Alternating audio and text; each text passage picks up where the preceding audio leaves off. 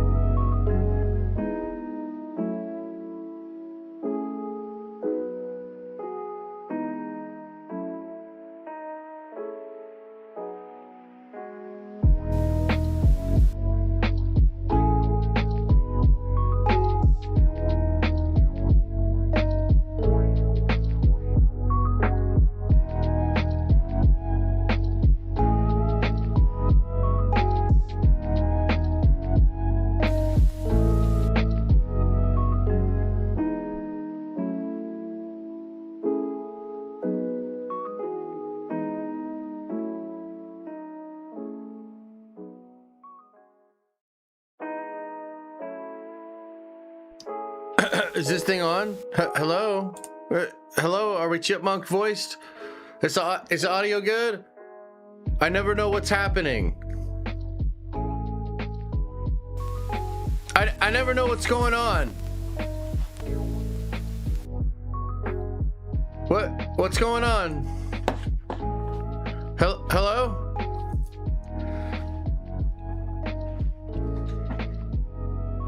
Oh, hell yeah!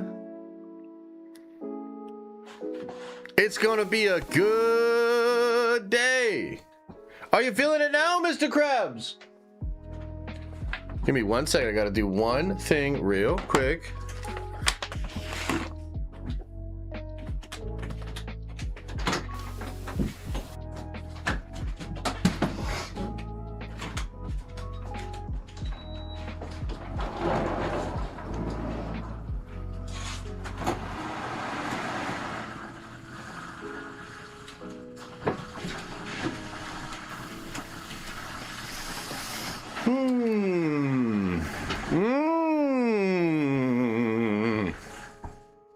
Rant about Connor. Yeah, I guess we could start there. Oh man, hey, listen, did you guys have a good weekend? Did you guys have a good weekend? I had a good weekend, man. I had a really good weekend, but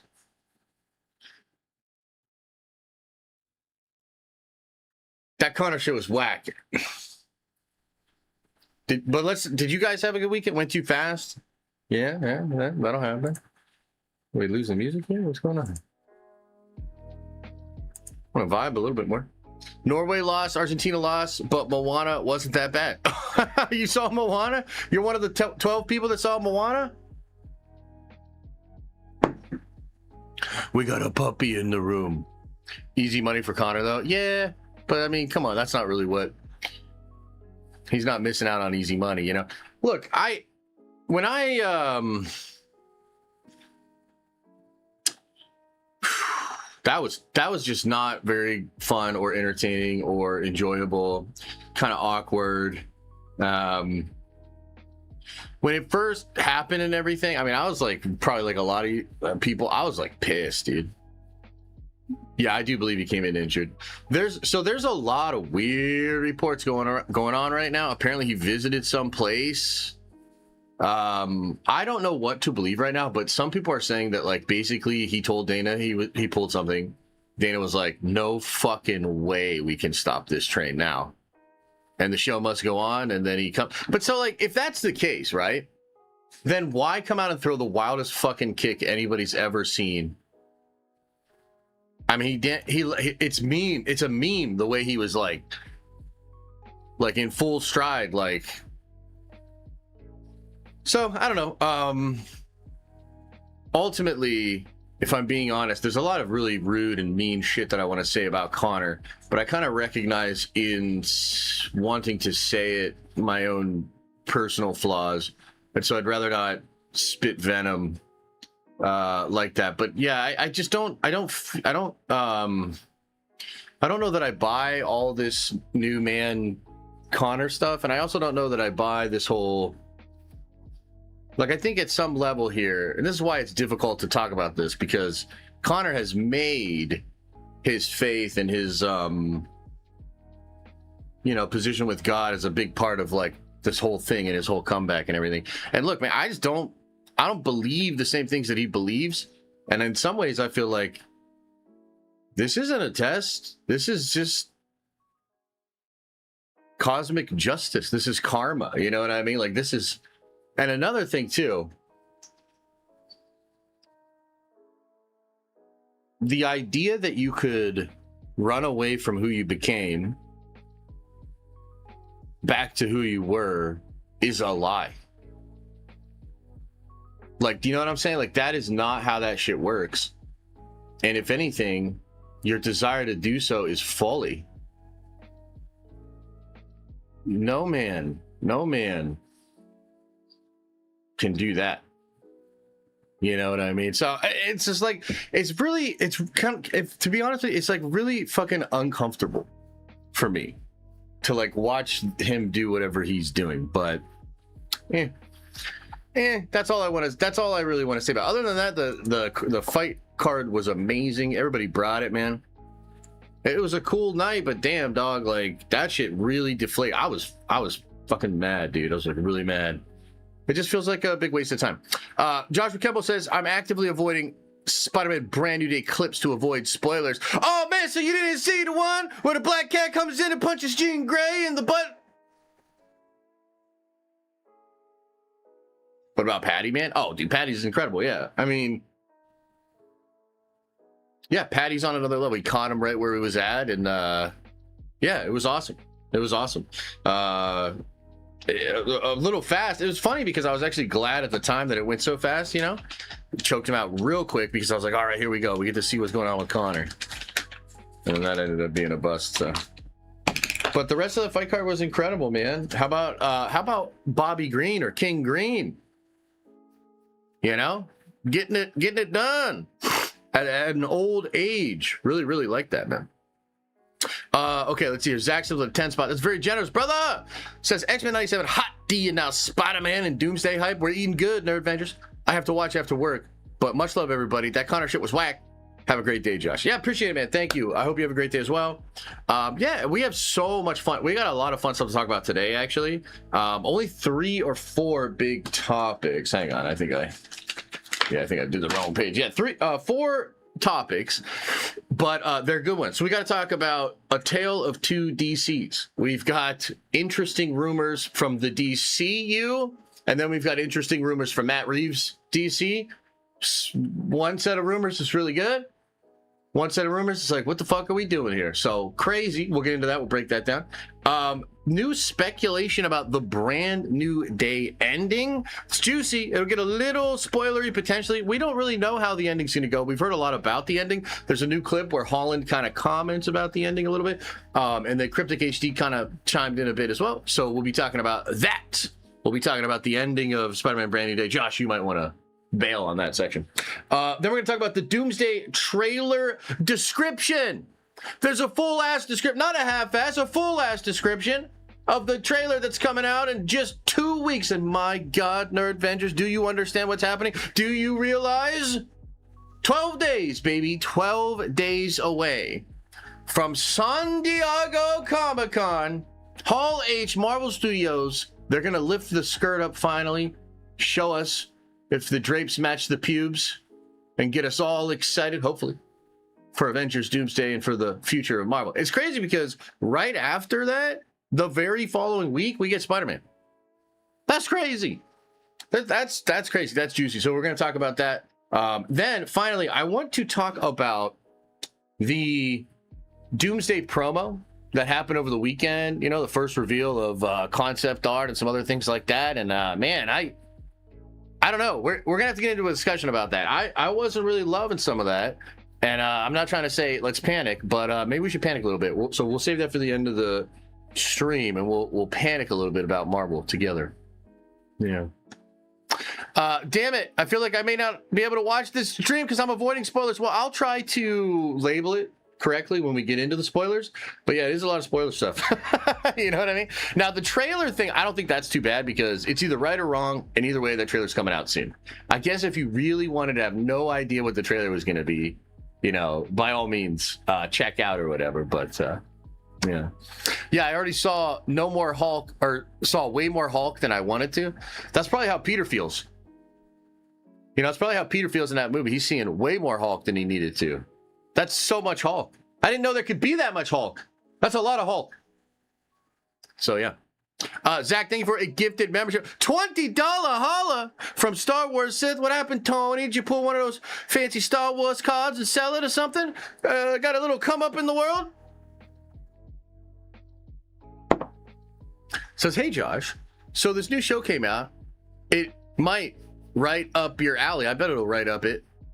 They said all the Warhammer players watch it. Ooh, okay. It's called Maul Shadow Lord. You should check it out, little man. You only paid $20 so you can fit all that bullshit into that message. Either way, I guess I appreciate it. All of a sudden, it feels like the hype for Doomsday has dimmed a little bit. It just looks like a generic superhero crossover, X-Men Avengers, and weird ass plot lines. Hey, look, I mean, that could be a way to take it for sure. I'm interested to see how it's all going to go, man. Like, Marvel has to understand this is a really big deal. So I would assume I don't know, it's a tough one. You almost hope they aren't overthinking it, but you almost hope they are overthinking it. You know what I mean? Like, because, like, it's that big of a deal. You're not going to go outside, dude. I'm not going to let you outside. I'm in the middle of broadcasting. We're in the middle of a live stream. You shouldn't even be in this room. You want to come here and see chat? Come here. Loki, come here. Come here. Come here. You want to come see chat? No, you're not going outside, dude. No. Go in. Go in. He's like way more camera shy than Leia for some reason, but I saw the movie and Sam Wilson was lame AF. Well, I haven't seen the movie, but I know Sam Wilson's lame AF basically in every goddamn scene that he's in. So you're probably not wrong there. Did I see the new Dune trailer? Yeah, it was cool. Get him a doggy door? Damn. Nah, I don't want no doggy door. Because then we got audio problems. Now we got the doggy door, and then there's like a bunch of birds out there singing. What if I got... Oh, God. No doggy door. Doggy be good. My name is dumb.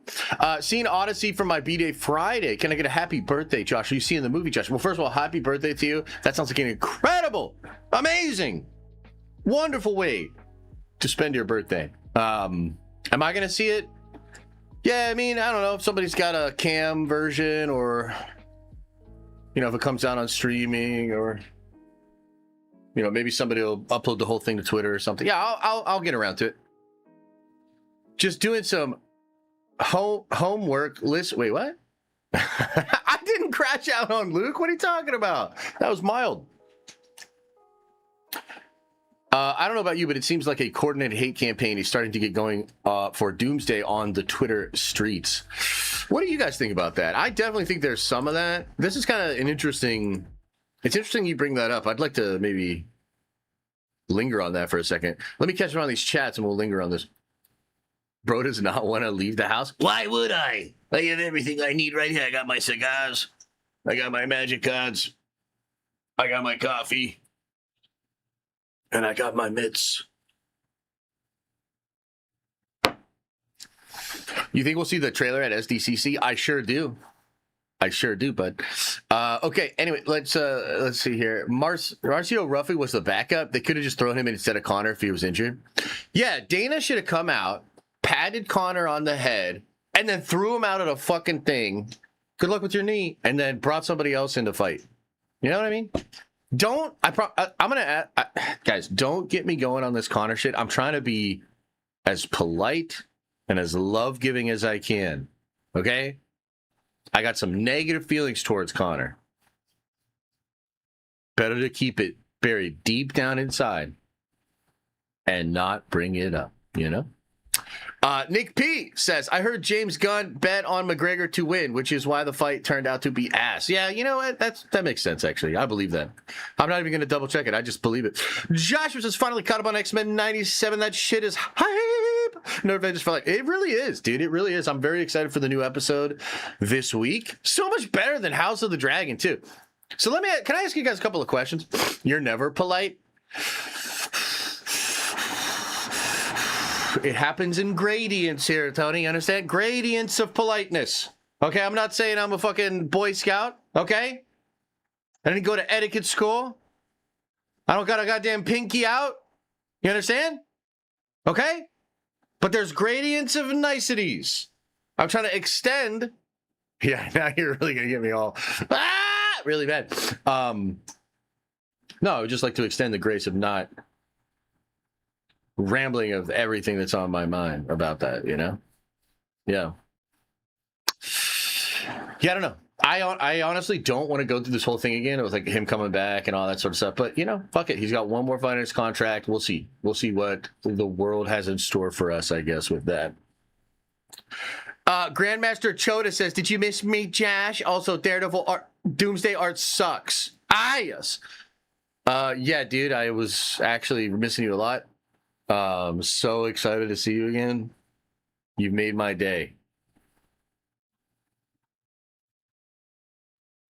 Dave does that, says, it's adoption day. Thank you, Josh, all the Nerd Vengers, for all of your support. Much love. Are you trying to suggest that I've adopted you all as my children? My wife kind of feels that way sometimes. Anyone else notice it's been the same people complaining for years about prejudging Phase 4 or 5 now being the ones determining that Doomsday is going to be shit because of the concept art? Well, let's talk about that a little bit. I think we're fairly caught up on the chats. Let me read this last one here from Josh. Says, James Goon is probably trying to sabotage Doomsday because he's falling apart with all his DCPS and not being in SDCC. Yeah, I think so. I mean, I thought he was taking shots at Feige basically for the past couple of years, you know, which is crazy. But yeah, he's that guy. So let's talk about this a little bit. You know, it's a piece of cigar. Might have been in my mustache. Josh always misses me. Always cool beer. Thoughts on my time to shit the bed saying Spider-Man ending is supposed to be rubbish? I mean, that doesn't really surprise me. She's a big old hater. So let's talk about this. So I think there's something we're all observing, or a lot of us are observing, and I think we're all getting a similar sense, but it's probably worth investigating this a little bit. And I think, the question was, does it feel like there's a coordinated hate campaign towards Marvel? So let's just start there. What do you think, Jeff? Do you think so? Do you think there's a coordinated hate campaign for Marvel or Doomsday? What are your thoughts on that? Chris says, I missed you, Josh. 69 months. Pause. Nerd Vengers for life. I miss you too, Chris. I hope you're doing well, man. Really. Hope you're doing well. Thank you. 69. How about that? The poster lacks a lot of energy, and not having Cap in uniform is one of the negatives. And Hemsworth back and Pedro top billing. Yeah, for sure. We'll get into the art. I don't like the art either. You know what I mean? I think the art is rather sauceless, as the kids say. On Twitter, Blue Sky, or just Twitter? Oh, I would say probably mostly on Twitter, but, you know, we get it into the chat a little bit too, so I guess I exist a little bit via YouTube and chat and all that, comments, and then Twitter. Connor said he's the GOAT over John Jones. Yes, he did say that, didn't he? Yeah. You know, the way I took all the talk this week, this entire experience of watching Con and do this whole thing was not really great for me. It felt like in all of these interviews, he's trying to convince himself more than he's trying to convince us. You know? The poster is an exact homage to Infinity War. I mean, yes, yeah. John Johnson says, Heather being in the second layer of the poster was a choice. Wait, what? Heather's in this bitch? Oh my God. I think the art isn't great to hide the surprise and the plot. Yeah, so I mean, oh God. All right, let me pull the art up so we can look at it. So here's what I think is going on. I think there's definitely a group of folks that want to shit on Marvel. You know, it's funny because, look, a lot of you guys were not necessarily around in the social media space or in the content space as Marvel was really doing its thing. But, like, I was, you know? And one of the things I can tell you is that even within communities and places. So, like, for instance, one thing I vividly remember was there were a lot of people like Gary from Nerderotic and others that are in the anti-woke kind of crowd that were actually trying to shit on Marvel like the entire time of the Infinity Saga. The difference was then that there were people among that community. Like, for instance, I remember like pretty vividly Ryan Kinnell like really fucked with Marvel hard, and he would like push back against all the people around him when they would try to say Marvel was doing the same things as Star Wars was, et cetera, et cetera. The reality is there was a group of people that kind of always wanted to shit on Marvel. It just used to be kind of unshit-onable. You know, maybe that's a new word we gotta coin. It was unshit-onable. Really, they literally tried. They would make videos, they would bring it up on live streams where they were all collaborating and stuff like that. So there's a portion of that group that's just always been, I guess, waiting in the wings to shit upon Marvel. They don't like it. They don't like it for whatever reason. And, you know, that's their right to do. What I think happened in phase 4 and 5 is that a lot of the people that, like, for instance, if, let's say Ryan Kinnell was one of those people that would defend Marvel, kind of probably stopped, you know what I mean? And at some point basically kind of agreed, as many of us did, that the bottom had sort of fallen out, that things were really bad. Right? So what you have going on now is voices that have always been there, always wanted to be super negative. You don't have a lot of counterbalancing voices within their own community or just the community at large. And I think Marvel's like really, really screwed up. You know? Marvel over the past 3 years, and I know this because, I mean, I pretty much know this intimately because I've covered it all and experienced it from like a very close perspective. Marvel fucked up big time, dude. Big time in some serious ways. To the point that, like, I always bring this up, but it's worth knowing because we do sort of exist in a bubble, even within this community.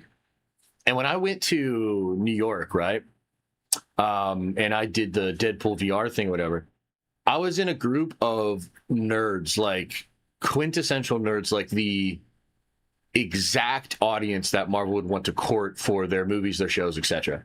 And man, I couldn't believe it. Pretty much every one of them had checked out on Marvel in a way that like really surprised me. You know what I mean? So it's worth sort of realizing that although there are a lot of people that maybe have always been negative towards Marvel and are just looking for an opportunity to, you know, ring that bell or beat that drum, that Marvel also really fucked up, dude.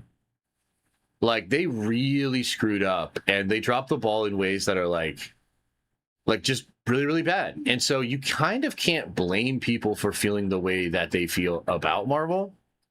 And I would even argue that Marvel should, at some level, be aware of this. You know, I'm sort of reminded of the comments Downey made, must have been a month or two ago at this point, where he said, like, we can't really stand on the shoulder of those giants that were Infinity War and Endgame. And instead, we have to try to just zero out the board and earn your trust back from scratch. And that really resonates to me because I just kind of think that's pretty much what it is, you know, like, particularly that aspect of Marvel that was the shared universe thing, the celebration, the shared narrative, that's really been shattered. People have either checked out and therefore don't really care, or it just got so convoluted that they started to feel like it was homework and they disengaged. So I don't know. I mean, when you look out on social media right now, right? Like, here's kind of what I think it is. And I'll just kind of call it like I see it. And maybe I'm wrong about this, but also I'm pretty good at calling shit like this, right? So here's what I think is going to happen. I think that the negativity around Doomsday is going to persist. I think that even after San Diego, I think a lot of us will be really, really excited. I do think a lot of other people will be interested as far as like going from a pretty like having low expectations and not really being on their radar to being like, whoa, that looks cool. It's actually happening. Oh yeah, that thing with Downey. Oh yeah. And you'll get a lot of like normies and general audience members that become aware and become a little bit more locked in. But I don't know that San Diego is going to do much for the people that have either always been negative or are just like just really skeptic at this point. Again, maybe rightfully so. The thing that I think will happen is you'll have this kind of ongoing conversation, much like it is right now, but dialed up. So the people that are really defending it are going to defend it hard, bro. People that are really excited are going to get really excited. And the people that are really hating or that really think it's dumb, they're going to get really loud too. And what I actually think is going to happen is that Doomsday is going to be surprising. I think it's going to be surprisingly good. And I think that the entire conversation shifts after that opening weekend. And it's not just like, oh, they put all the toys in one movie. Of course, it made $1 billion. I think people are going to be like, damn, where the fuck's that energy been? If Marvel could keep doing that, like, we might actually be back. That's my prediction. That's what I think it's going to be. So I don't know. I guess that's like the best I can do to kind of explain what I think's going on. You know, my honest take on like the haters and all that sort of stuff. It's like, man, Marvel kind of deserves it, you know? Like, frankly, they deserve it a bit.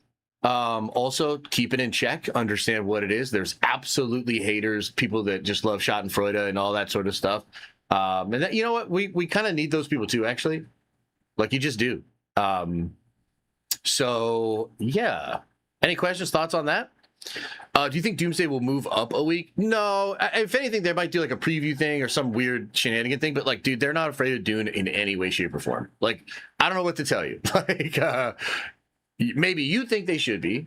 Maybe I even think they should be. I don't, actually. But yeah, Marvel's not scared of Dune in any way. Hey, Josh, would you know why I didn't get a notification? Nah, brother. Apparently, notifications on YouTube right now are really bad. Best way to try to get around that is join our Discord. I usually try to tag everybody when we go live. So yeah, that's what I would say there. Okay, well, in a little bit here, we're going to have to get into the topics. Does anybody have anything else to say about this hate that we see out there? The Noble Effect says, hey, Josh, much love. Since 2021, it's been super easy to make money from hating on Marvel. Regardless, people will be in theaters seeing the movie. Take my money. Yeah, there's some truth in that, for sure, man. There's some truth in that. The hate is justified. Well, I mean, look, I can't really tell you one way or the other if it's justified. I would say hating certain things that they've done, absolutely. Distrust, absolutely. Skepticism, absolutely. And overall overarching hate with no logical basis. I mean, look, you do you, but I don't know that I'd agree. But I guess what I'd say is Marvel absolutely deserves and should understand that they're going to have to win back that trust. You know, and dude, nothing wrong with that. Like, fuck, man. What's the other thing, to act like it's all fine, like Star Wars? What's the other thing? Do a Rey trilogy, stick Rey at the end of your Ryan Gosling movie? Like, you know what I mean? Like, which one would you rather have? I'd rather have what Marvel's doing. Hate is overstatement. I dislike RDJ Doom.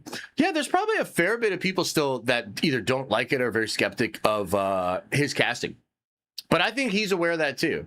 Look, I think Downey's a magical performer, dude. I think he's about to blow us away with this performance. And I think he's also aware of all the risks, all the reasons why it might not work. And hopefully he's using that as fuel. Sir Alivo says, regardless, people will show up for big for the movie. We all want to see Doom on the big screen. Yeah, look, I think this movie's almost guaranteed to have relatively big box office, but that does not mean that there's not a scenario that we'd prefer, a scenario that maybe tells us more about how the wider audience is engaging, and maybe a scenario that's a little bit less than we thought, and maybe like, oh man, I don't know that this worked or resonated as much. Like, all of those things are still on the table. I definitely think the movie's going to make a bunch of money, but I think this movie's job is to do more than make money. You know, like, I think this movie's job, in a sense, is to reestablish faith. You know, and if they can really tie this together, you know, spin some shit, do a crazy ass two-parter, and then come out of it with some lingering threads that are pulled on, then they're good. Where's the trailer? Well, it's being dubbed right now. We'll see it in just a couple of weeks. Would 1.5 be underperforming? I mean, it's hard to say. I think a more interesting question is, what's the drop-off? You know what I mean? Like if it opens huge, because it could open at like 400 million, 500 million or something crazy like that. Do you remember when I think it was Endgame opened with $1 billion? I don't think we'll ever see that again. But what's really going to be interesting is what's the drop off? What's the budget? I mean, the budget for this movie, they're probably never going to tell us the real budget, but it's got to be like 400, 500, 600 million. I'd rather see Doomsday than Starfighter. Well, yeah, I would hope so. I mean, I would hope so, bud. Unless you're like a huge Gosling fan, you're a huge fan of the Goss. I think it'll have extreme legs. Yeah, so like if it crosses $2 billion in like 2.5 weeks or something, like there's just ways to look at the numbers and be like, wow, that's really performing well. And there's all sorts of context and all, things we'll have to look at. I can't really say like would 1.5 be underperforming if it opens to 300 million and then it gets to 1.5. No, that's not underperforming at all. That's like crazy. That's really good legs, like really good rolling out appreciation. We'll see. Everyone and their mama is going to see Doomsday. Can't say the same about Snoozy Doomfest. Yeah, I mean, does anybody in here actually believe Dune 3 will make more than Doomsday? I mean, I can't see that at all. Like, I don't see that at all. Maybe, but I mean, I just don't see it. So Alivo says, is this the crazy marketing that they talked about, or do you think there's more to come? Yeah, I mean, I definitely think there's more to come for sure. Now, to me, the Doomsday marketing is already crazy. It's definitely not what I fully expected it to be, but you got to remember, like, basically a year away, they dropped 4 different teaser trailers that were attached to a film. Like, nobody's ever done any shit like that. They actually have shown a version of a trailer to a crowd and somehow figured out how to make it not leak on the internet at all in any way. So they are doing some really interesting things with the marketing, but we're in the home stretch now. So they really got to show up. They really got to show up. Are you going to do the Primark ranking this Wednesday? I don't know if I'll do that this Wednesday or not. I'll keep it in mind for sure, though. I'll keep it in mind for sure. By the way, I just want to say again, since more and more people are rolling in, we're about to get into some topics here. We're going to talk DC first. Guys, we are 12 days away from San Diego Comic-Con. It's not this Saturday, but it's the following Saturday. That's a huge freaking day for us. So we're going to be doing a lot of streaming, getting very excited about this stuff. But that Saturday with San Diego Comic-Con, I'm going to be here like all evening, basically. I think they go, I think it's like 8 or 9 Eastern time. I'll have to double check. I'll be live an hour before the event starts. There'll be a big event. They're going to show the trailer. They're going to release the trailer an hour later. We actually have an itinerary that they put out, but it's very vague. So that Saturday is going to be crazy. Please, if you're not doing anything that Saturday, come on by, man. It's going to be a big stream. We'll do some giveaways. We'll have some fun. I'm going to freak out. We'll get to see Dr. Doom. It's going to be great. It's going to be great. Yeah, not this Saturday, but next Saturday. All right, let us begin topics for today. Let me take coffee sip first.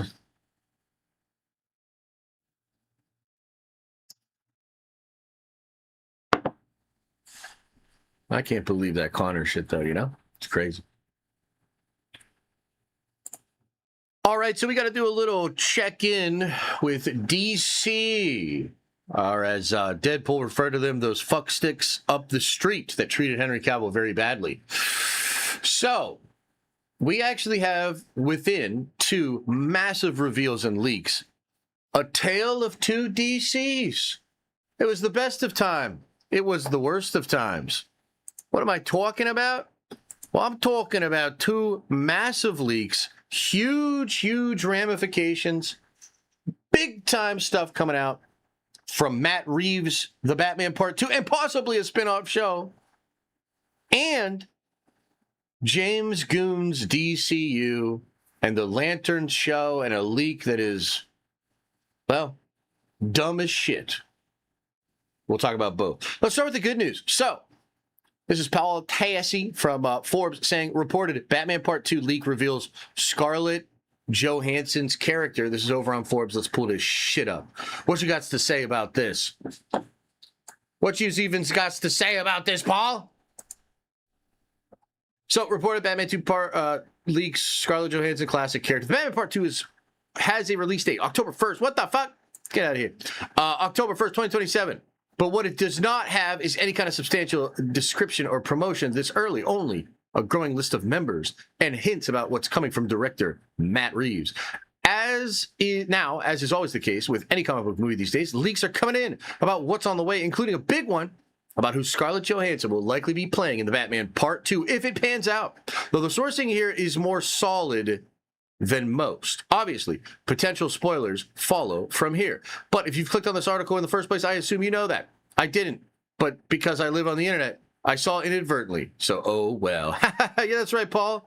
Shoved it right in your face, didn't I? This comes via DCU Leaks post. That's some sort of indication of proof of the mod team, and joins some reporting from insider Jeff Snyder, who broke much of this earlier. We have Scarlett Johansson is the main villain of the Batman Part 2, a killer obsessed with plants, murdering Gotham with toxins. This would obviously be Reeves' take on a grounded Poison Ivy who isn't whipping sentient vines around.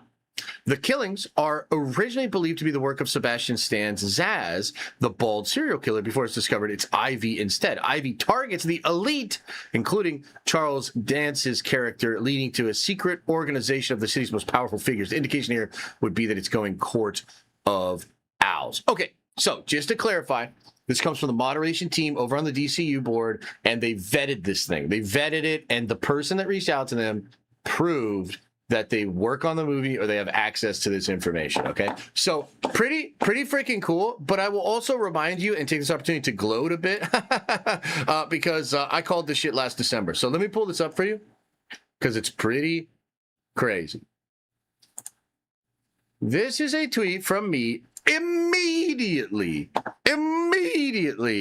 after it was announced that Scarlett Johansson was coming on board to the Batman. I said she could be the best Poison Ivy we've ever seen. I said it because I heard she was Poison Ivy.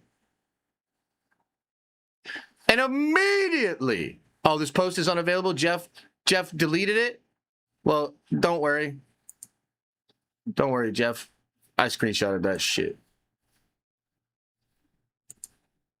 So check this out. I was posting about it. And then Chillin, who we love Chillin, you know, but, you know, he's ridiculous. So this was under the original post. His post from the same day won't be Poison Ivy. By the way, ... Fuck you, Jeff. I had this shit. You were wrong. I was right. And you can't accept it. That's why you deleted the post. You always be looking at my shit. You're probably so curious as to why I know so much shit that you don't know. Anyway, that's not really what's important. What's important is Scarlett Johansson's probably going to be Poison Ivy, dude. That's fucking sick. That's amazing casting. Absolutely amazing casting. And I love the grounded idea for Poison Ivy within the Reeves verse.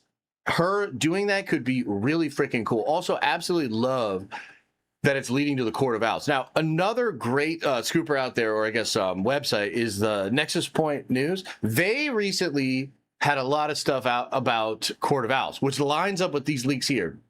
And so it seems like what Reeves is doing is going to have Poison Ivy attacking the elite, and maybe Ivy has figured something out about the Court of Owls, or she's inadvertently stepped on the toes of the Court of Owls, and then we're going to kind of enter from her into the Court of Owls. Now, the big question I think that most people would have is, does that mean we're doing Court of Owls in like a potential third movie? And if so, just fire James Gunn. Seriously, fuck that. Get that goon out of here and let's do Court of Owls. Let's do Poison Ivy into Court of Owls in Matt Reeves' universe. That's absolutely incredible, dude. Okay? And I don't need to tell you this, but I will. Look at the talent. Look at the talent that's lining up to work with Matt Reeves. And look at the talent that is working for James Gunn. Just watch what's happening. Just look at what is happening. Who's lining up to work with whom? You know what I mean? So that's kind of interesting. That's kind of crazy. But of course, this segment is called The Tale of Two DCs because there's another DC, a lesser DC, a probably not long for this world DC, and that is the DC universe run by James Gunn. So leaks recently came out, and I'm not going to show any of this because Warner Brothers and maybe it's HBO or maybe it's Warner Brothers. They are fucking mad about this shit, dude. They are fucking mad about this shit. So the leak is that, and I want to say, spoiler warning, I don't think it's like that out of left field because we basically saw this shit coming just based on the trailers and stuff like that. But I'll say, spoiler warning here, you might want to check out if you don't want to know about a massive thing that happens in the Lantern show. And apparently it does happen in the first episode. So everybody will know very soon. So spoiler warning. Hal Jordan dies. Okay, Hal Jordan dies, and apparently he dies in the very first episode. And maybe a lot of the show is like backtracking and flashbacks, or like trying to investigate what was going on with Hal or what he was actually looking at. But essentially, guys, hang on, I'm gonna sneeze.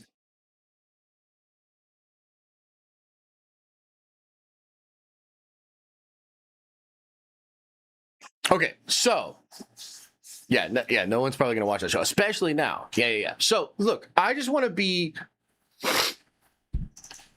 as honest as I can about this, okay? Yes, it did look like that was happening from the jump street because it was like, okay, they're bringing in John. Hal is old. What's going on here? You know, definitely felt like a replacement kind of a thing. And it is. It is a replacement thing, and Hal will apparently die in the first episode, and he's gone. He's dead in the DCU. He's dead in the DCU. But don't worry, because Jon Stewart will carry the torch and carry the ring and be better than Hal in every way, and be awesome and all that shit. So look, do you guys think this is gonna go well? Like, do you think the DC fans, the fans that are trying to support James Gunn, do you think they're having a good time? Do you think this is an exciting shared universe? Do you think this is building towards something that fans are going to be really, really excited about? They revive him by the end of the show. Look, I got to be honest with you. If they revive him by the end of the show, I would be happy with that. I don't think they're going to do that, dude. I don't think they're going to do that. So I think what we're looking at here is another subversive, controversial thing. And dude, I just think fans are fucking over it, dude. Like, seriously, like, I think fans are over it. Like, we're watching the Superman movie, and the Superman movie did not pop off the way people thought it was. You know, all these DC fans got in their feelings. They were feeling all hot. You know, felt like their shit didn't stink. Dude, that movie got beat by a fucking animated movie. The movie got beat by a lot of movies. It wasn't as hyped as you guys were trying to pretend that it was. And I think Supergirl's flop is a big indicator of that, because they put Superman into all that marketing. Everybody knew that he was going to be in the movie. They had him come out on the red carpet for the premiere. Nobody gives a fuck, dude. This movie is bombing in ways that are like unprecedented. Seriously, probably going to make less than like 130 million worldwide. Okay? So that's the track they're on. And I guess they have Creature Commandos and whatever other goofy shit that Gunn's doing that nobody gives a fuck about, Peacemaker, etc. And so as a DC fan, like, what are you supposed to latch onto? Like, what are you supposed to get excited about? The Superman that was an idiot, the Supergirl that's a drunk, you know, pick-me girl that we don't care about, nobody watched.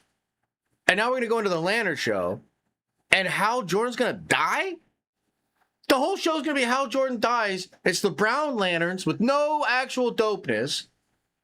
Like, are you having a good time? Like, are the fans having a good time? And then you're going to go into Clayface, and it's like, what the fuck are we supposed to get out of Clayface? You killed Hal Jordan, but we're supposed to go fucks with the Clayface movie? You killed Hal Jordan, and we're supposed to go fucks with the Clayface movie? Like, as a fan, like, what would be the Marvel equivalent of that? Real talk. We're all excited, like, the Nova show's coming out, right? It's going to be the fucking Nova show. And then you fucking kill Nova. You kill Richard Rider, episode 1. You bring in Sam Alexander. And then you tell motherfuckers the next thing up is the Taserface show? Like,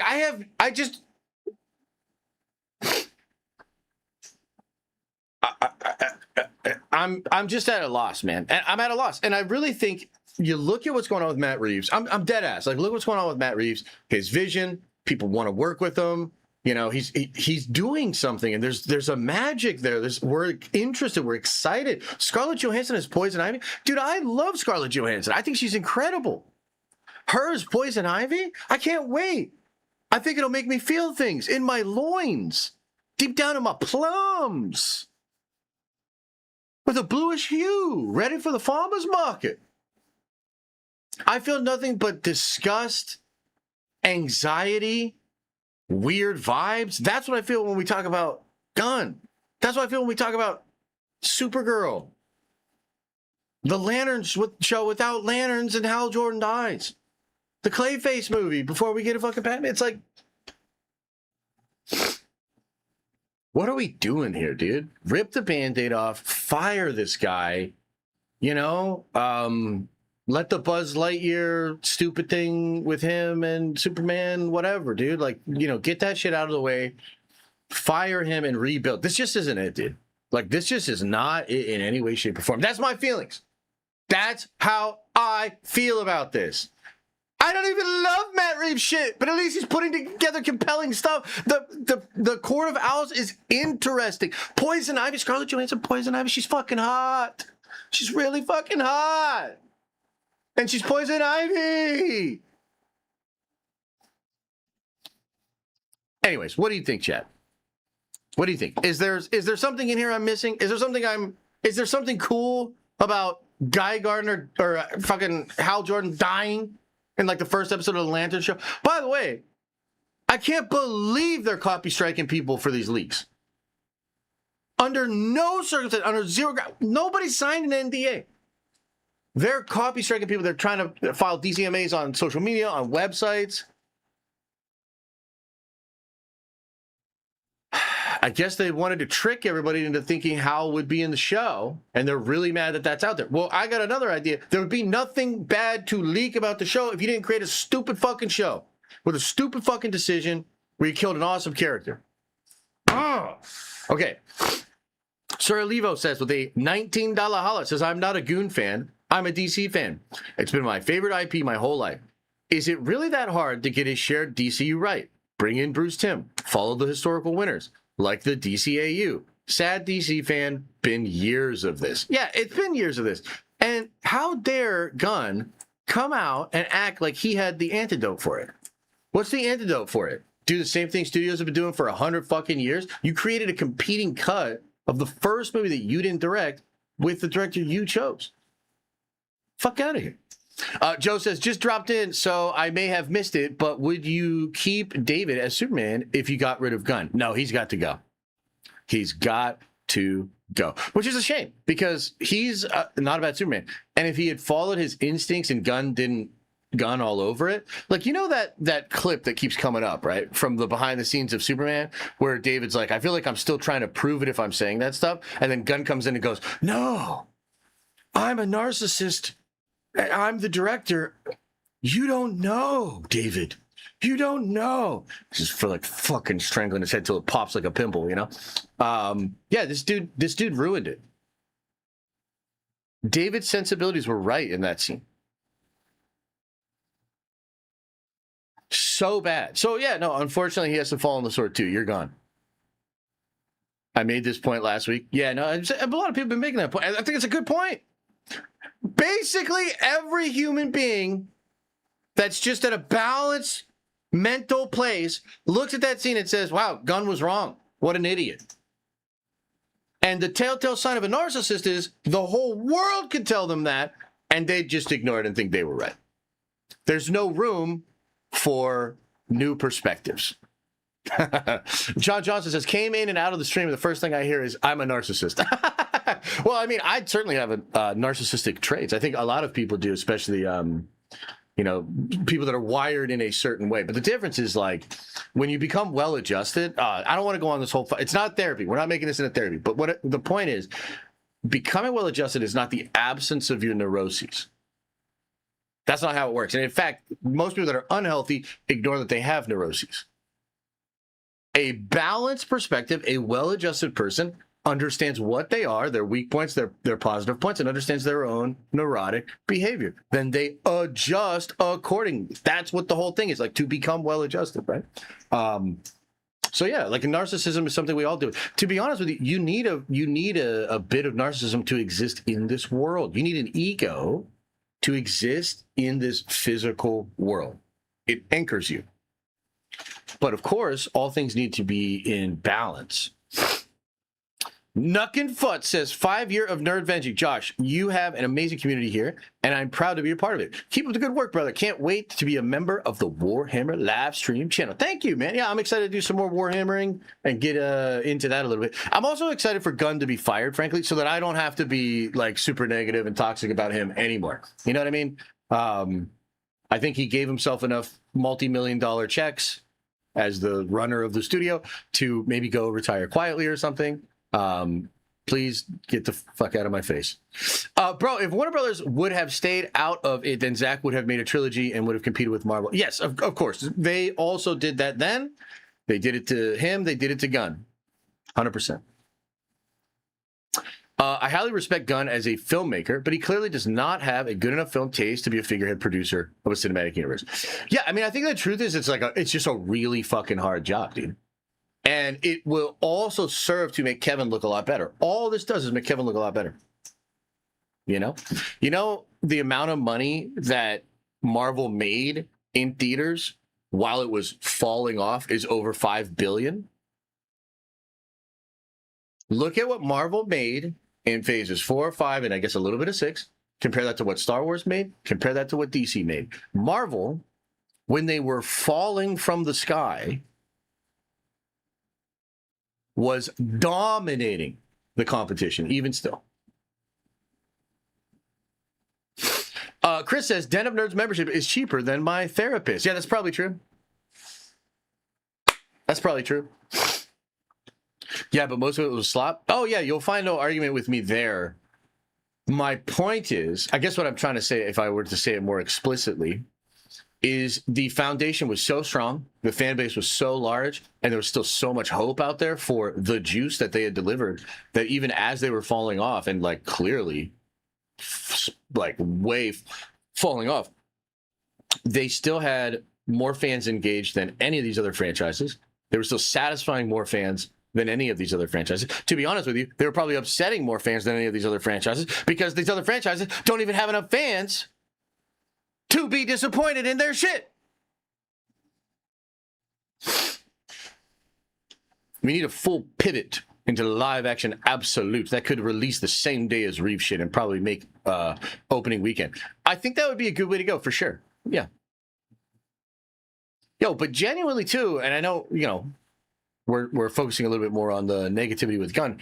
Guys, Matt Reeves is cooking. Can we just give some flower? Can we give some appreciation and some flowers to Matt Reeves? Real talk, like, he's cooking, man. And I didn't even love his first Batman movie. In fact, I would probably like it less than most of you. But he's cooking. No way around it. No way around it, man. He's cooking. He's got a vision. He understands what are the juicy things from the comics. What are the old lemons I can put a new twist on? It's exciting. Niceberg says, all it takes is one hit for the DCU to stabilize. I don't know that I agree, but I will say this. If Man of Tomorrow's a big hit, if it's a huge hit, it could save Gunn's ass. I agree with that, but saves his ass for how long? February says, what if 616 stays the same post-Secret Wars with RDJ, but 828 uses a pseudo ultimate universe where we get to recast classic characters with a twist? That's a cool idea. We did hear some rumors that they would do an Ultimates universe. So something like that could be cool. I'd be down, dude. I'd be down. But you know what I would do? I would do Marvel's Ultimates universe, animated in the style of X-Men 97. Crank those episode counts up a little bit. You know what I mean? Work hard. Get me a 20-episode season. Like take a couple of years and cook. And I'm talking like, you look at, because I like both Ultimates universes. They have a lot of fun things that go on in them, but it's new perspectives on characters we know. So it's like a new twist on an old lemon. It's not connected to the MCU, so you can really live and thrive on its own. You can kill off main characters. You can have characters go bad. You can have good characters that go good. You could really cook in that sandbox and do it in the style of X-Men 97. That's what I would do. Oh, that'd be great. And I'd go after like A-list voice talent. Like maybe that's where you do Tom Cruise Iron Man. I don't know that Tom would be into that, doing like voice work or whatever, but like maybe that's, I don't know, there's something there. There's something there. Okay, let's get into better, brighter topics, man. DC, what a mess, huh? What a mess.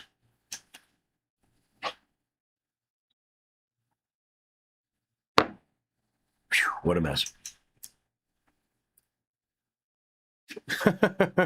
Andy Muschietti. That's a funny name. Hey, y'all ever see Andy Muschietti's movies? Why do you think so many characters missing from the posters and really no rumors at all involving Namor, other Spider-Man, or nothing about Vision or Guardians, Miss Marvel, or Captain Marvel? Well, I think the A-plots don't involve those characters much. I do think they'll be in the movie, but I think at some level, Marvel had to decide what are our A-plots, who are the characters involved with the A-plots, and where do we go from here? That's kind of my surface level one. L reshoots? What do you mean? What do you mean L reshoots? Because we added some of those characters back? That poster is pretty bad, huh? I think it's pretty bad, yeah. So the thing is about that poster, right? Apparently it is the guy that they fired. Andy Pack, I think is his name. And apparently it was done by him. So when the poster came out, basically a lot of people were like, that is lame. And we all thought, oh, okay, well, they fired that guy and they fired that whole division. No wonder it looks like shit. But apparently he actually did create it. And I'm going to go ahead and say he phoned it in. You know what I mean? I'm going to go ahead and say there was already tension there. This was maybe one of the last things he did. Although maybe his contract, I don't know. It's terrible, bro. It's terrible.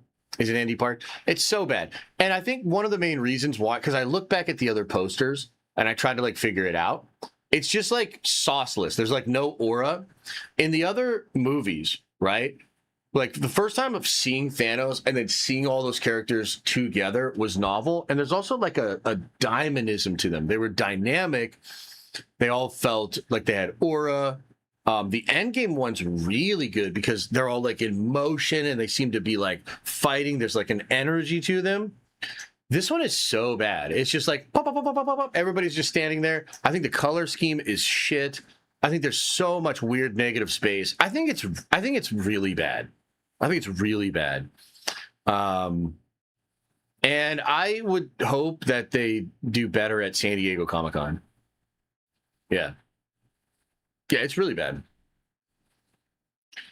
It's really bad. And Marvel needs its fans to be able to say that. The Ultron one is incredible. The Ultron one is so good, dude. It's so good. But like to me, here's part of what I think's going on. I think that there were more things communicated to the artists for the other posters, and I think the artists also had a better idea of where the universe was at. So the posters before were like, yo, we're in it, man. We fucks with these characters. We love these movies. And so this crossover event, like we're going to bring all that energy, and there's just like, there really is a resonance. It's like, it is an energy thing. It's a frequency thing. It's like they're tapped in, they're vibing. They have a sort of understanding of the characters. They have an understanding of the tension in the universe, and it all comes across in the art. I don't think a lot of people know what the fuck Doomsday is. And I think the way it's being sold as like everybody's fighting Doom is like, okay, but we don't know anything about Doom. So how can there be a resonance? How can there be an energy? If anything, Doom should have been treated as this unknown thing. You know what I mean? I don't know. I think that there's probably something going on where the artist didn't have any concepts, ideas, wasn't really driven to do anything crazy, and was like, yeah, let's get all these characters on the page. It's bad. VTJB Production says, I really think Marvel been controlling the leaks. I truly think they've been intentionally underwhelming to smack us with promotion post-con. Yeah, that's another thing that, I mean, I agree, but I think that could be creating some promotional problems. It's almost directly tied to what I'm talking about with the poster. like, because they're so afraid to like let anything loose, to let anything be revealed, they're all just there. You know what I mean? Yeah. I think there's a restriction of what they're telling people about the movie, and I think the artists cannot get, like, the artists cannot do good work if they don't understand what they're making art about. Do you think they're teeing up Onslaught or Kang as the villain of season 3 of X-Men 97? It's very possible, yeah. Very possible. Okay, let's get into some other stuff. I want to talk about the ending to Brand New Day. So let's talk about Brand New Day a little bit. First of all, a lot of these new TV spots are absolutely incredible. They're fire, man. Y'all been seeing these? There's some really cool ones with the Punisher. There's one where Punisher and Peter are talking about how to fight the Hulk, and it's like Frank's just trying to like avoid a straight up conflict with the Hulk, and it's kind of funny. There's some really good TV spots. It's like a new little poster where it's cut together, and man, I feel like the promo for this thing is really coming together. So I don't know if you guys have been seeing that. Like, it's good, man. It's really, really good. And as we get closer, a lot of questions are starting to come up about the movie, about the ending, about all this sort of stuff, okay? And we did hear the last time we talked about test screenings for the movie that the test screenings were incredibly positive, except for the ending, which is somewhat controversial. So let's now take a look at what Tom Holland said. A lot of people are bringing this interview up here.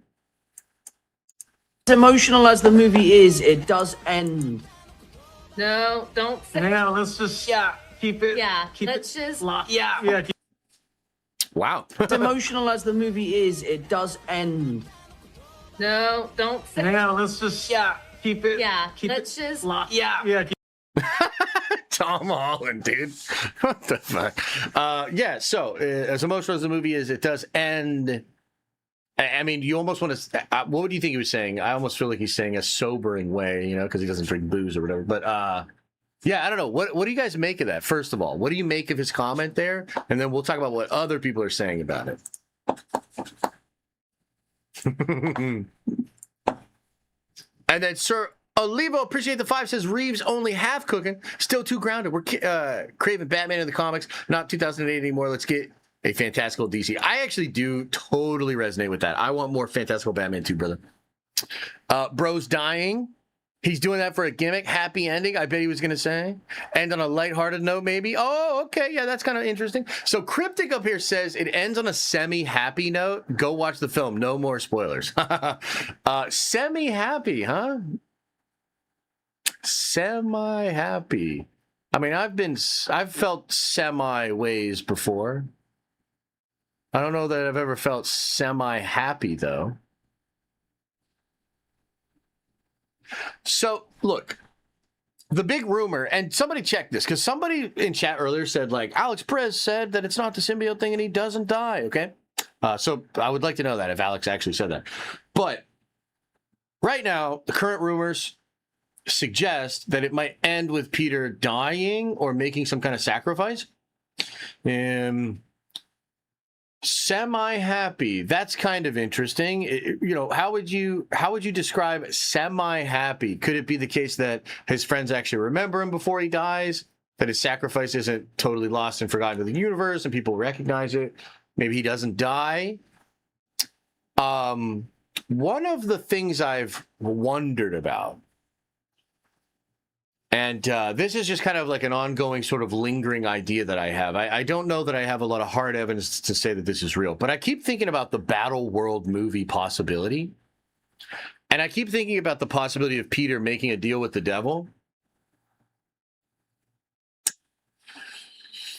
You know, there was an older leak that suggested that Peter made a deal to not be Spider-Man anymore, and everybody would be safe and everything would be fine so long as he was not Spider-Man anymore. Now that's really old. Like, that's really, really old. So I don't know that that would still be in play or not. I think the most probable rumor is that he will die, that essentially like Hulk will kill him or he'll be shot or something, right? We have seen, by the way, leaked images of, and I got copy struck for one of these, so I'm going to talk about it, Marvel. Fuck you, or I guess Sony. I got copy struck for sharing a photo where Punisher is holding Peter in his arms, much like he did in that Civil War run after Peter gets shot. And he's like, I need a medic now, you know? So that seems to be real. Maybe he dies. Maybe he's just wounded. I don't really know. But the other crazy way that this could go has to do with that Battleworld thing. So what if at the end of the movie, Peter makes some kind of agreement, makes some kind of deal, and then we watch as the world around him changes. New York remains the same, but it's just placed onto Battleworld. And one of the reasons I believe this is possible is because in the newest Secret War leak, it says that Tom Holland Spider-Man rallies the forces of New York City to battle against God Emperor Doom. And it's not as though every part on Battleworld had the same aesthetic and it was all medieval. There were parts in the comics that were modern. There were parts in the comics that were futuristic. So it's possible that New York City itself is somewhat saved and is put on Battleworld or something. So, yeah, I don't really know. How does Yelena fit into the Battleworld theory? So I would imagine the Yelena stuff happens earlier on. I basically think part of the Spider-Man movie happens technically before Doomsday. Okay? Maybe Yelena will even mention some of the things that have been happening to Peter. We could really use your help. There are a lot of anomalies happening. There's talk of other universes or some shit. I don't know. But, yeah, so I would imagine part of this movie takes place before Doomsday. Part of it takes place during Doomsday. And then part of it might actually take place after Doomsday. Alex tweeted about the end of Brand New Day today, posted on the Discord. All right, let me check the Discord out. Oh, that's my kids. I'm sharing with my buddies. Hang on. Hang on, chat. Hang on. Let me check the Discord real quick. What did Alex say? I will decide what he means. Because he always talks out of both sides of his mouth. All right, let's look at this. Boom. Okay, so this is in response to a tweet where somebody said James Mack and Alex confirmed that Spider-Man ends up dead by the end of Brand New Day. If that does turn out to be the case, their reputation would take another hit. Oh, yeah, I don't think Alex ever said that. So he's probably just denying that he ever said that. I have never confirmed publicly that he dies. And for the record, he doesn't. And no, he doesn't get the symbiote. And no, they don't create a gravestone comic panel. And no, it's not a depressing ending. The implication with the Uncle Ben panel, as I have said, has layers to it. What's the Uncle Ben thing?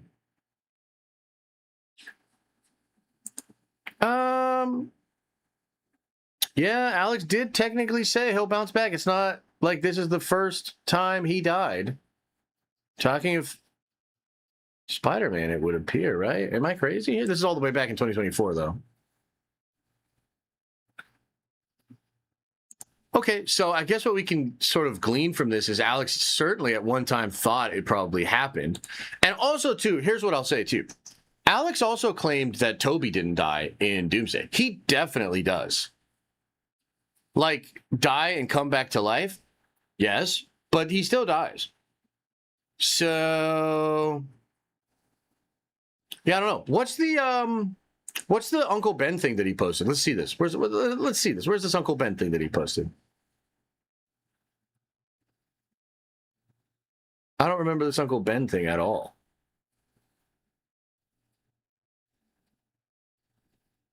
Anybody know the Uncle Ben thing? What the fuck he's saying, bro?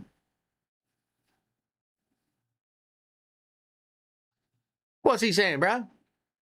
What's he even saying about Uncle Ben, bro?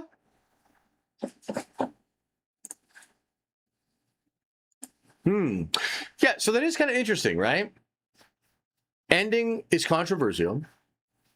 Ending is semi-happy. Ends on a somewhat positive note. Alex is claiming he doesn't die. Alex is claiming there's no symbiote, right? Is that what he said? No symbiote? And no, he doesn't get the symbiote. And no, they don't recreate the gravestone. Okay. So I gotta say, I think this is probably some shenanigans on Alex's part. I'm not saying that for sure Peter dies in the movie, because I don't know. I mean, I was told he dies, but that was a long time ago, brother. This movie's been through a lot of changes, right? So, I don't know. What do you think, Chad? What do you think? You think he dies? What could be so controversial? And also, where's this Uncle Ben thing that he posted? Considering they all get brought back in Secret Wars, the deaths in Doomsday don't really mean much. More like get their memories wiped for the time being. Yeah, absolutely. He probably posted a comic panel of Uncle Ben's grave, meaning he has to go to May and Ben's grave to visit them for some emotional reason.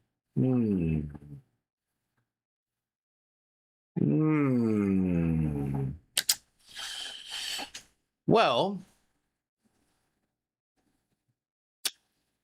we did hear Aunt May might come back to life. I wonder if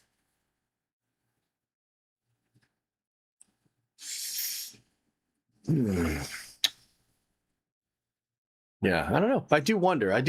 You know, it's funny because there's a lot of leaks and a lot of things out for Spider-Man, and yet I'm still generally interested and don't know a lot about how the movie's actually going to unfold, right? We know there's going to be the montage. We know Damage Control is going after Jean. We know there's this VO2 thing now. So there's this thing. I think it's just like a cure for mutations that they're both probably looking for. We know Hulk's involved and he's going to freak out and go crazy. We know Frank's involved. Peter's transforming. He's going through spider puberty. You know, also, the Other brings Peter back to life. He dies and comes back to life as the Other. Yes. A lot of interesting things. Do you believe the theory that Ned turns bad for the next Spider-Man movie? I guess it's possible. I hadn't given it much thought. Why is he fighting the Hand? I'm not particularly sure why he's fighting the Hand, actually. The Hand are just maybe interested in shutting some shit down, maybe stopping him from freeing a certain person. The Hand could also be trying to just take control of the city. I'm not actually sure. That's a good question. Why is he fighting the Hand? They probably removed the controversial ending gravestone panel after the screenings. That's also possible, yeah. Give me a large coffee in a dirty mug. Wait, what? Corey Battles Vox, appreciates you with the 10 spot. Says, what if he is better mentally and physically at the end of the movie, but he never actually gets to tell his friends that he is Peter Parker before getting pulled into Battleworld? That could be it. Yeah, certainly possible. I think it's possible. So, like, when people say semi-happy, right? It almost makes me feel like Peter figures out his place in the world.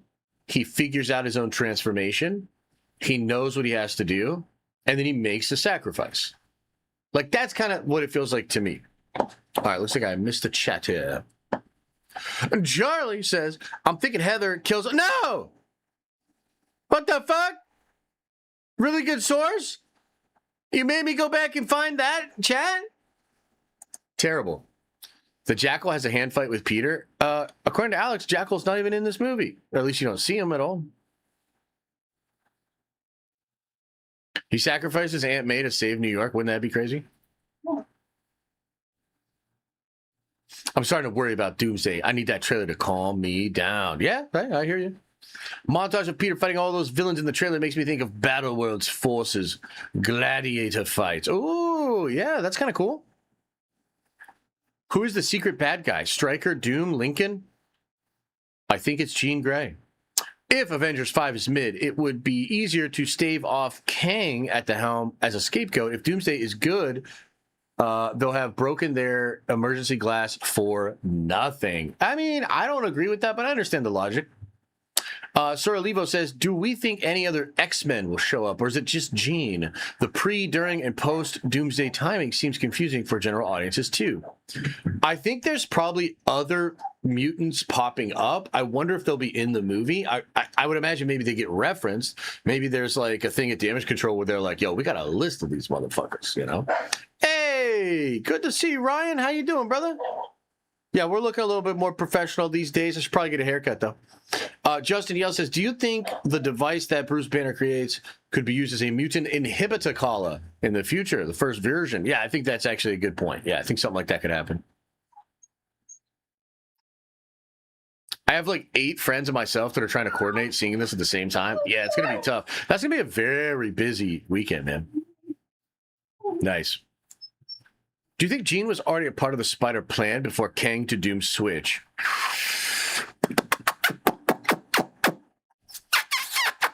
Hard to say. Hard to say. What's up, girl? How you doing? You want to interrupt? You want to see the kiss? Want some coffee? Well, she popped right up, didn't she? What's up, girl? I'm very excited for Avengers Doomsday. I think the film will beat Infinity War and Endgame. People may disagree, and that's all good. But I'm just very excited for the film. I'm very excited for the movie. I kind of ebb and flow with it. I tell you what, I'm really excited to be excited for it. Does that make sense? Where, like, I'd really like to... hopefully San Diego pops off, and hopefully a lot of the promo, the hot toys, because like they're gonna reveal the Marvel Legends Doomsday stuff. They're gonna reveal the hot toy shit. Man, like there's a lot that I am excited for, but I don't know how to describe the feeling now.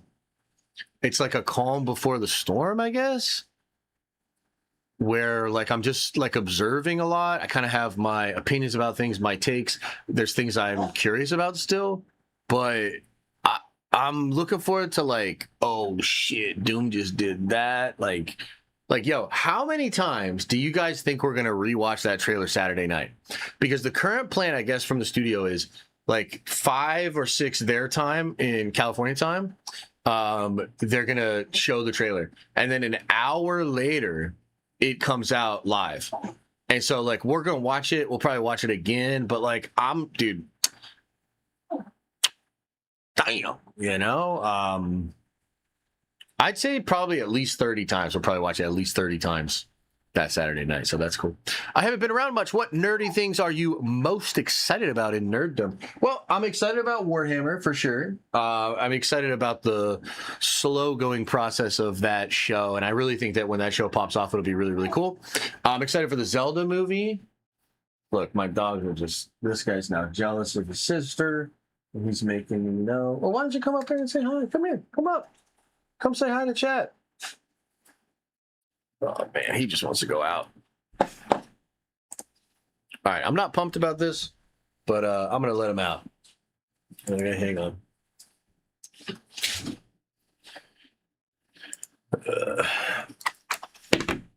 Okay, all right, I got to move this light. Hang on.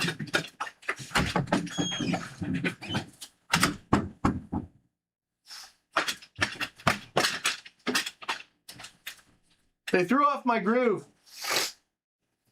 They threw off my groove. Yeah, I'm excited for Dune. I'm excited for Dune. I'm excited for... there's actually a lot of great anime coming out soon that I'm excited for. I'm excited for that Zelda movie, dude. I think that Zelda movie could be great. Jay says, just saying hi. What up? What up, though?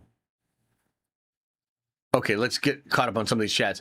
Do you think the device... Oh, I already got that one. Okay, cool. Ader Chase says, still think Strange Spell put Peter in an alternate universe and gets corrected somehow pre-Secret Wars. Brand New Day Glasgow is weird. New Gene. More dog. Yeah, there's something to that, man. I really do think there's something crazy going on there. Something mysterious. Something they're cooking up. Thoughts on Hot Deep? Well, let's finish this segment since we're way off topic now. It's okay. Thoughts on Hot Deep? Man, was that really the finale last night? I think next year, bud, for the Zelda movie. Was that a finale last night, guys? Am I, like, crazy? Or is this 4 episodes? Ain't no way that's a finale, right?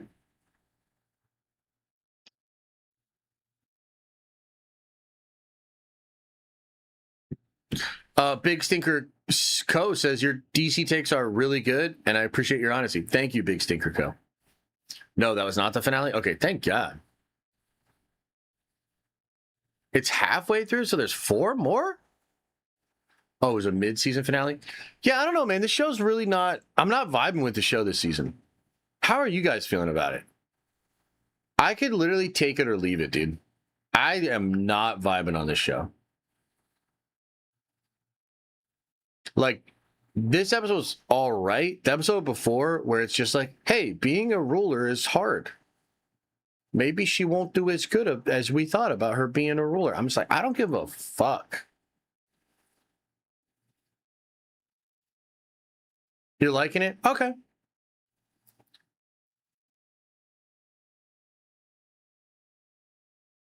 Oh, I don't have anything good to say about Star Wars, so I'll just try to not say anything. It's cooked.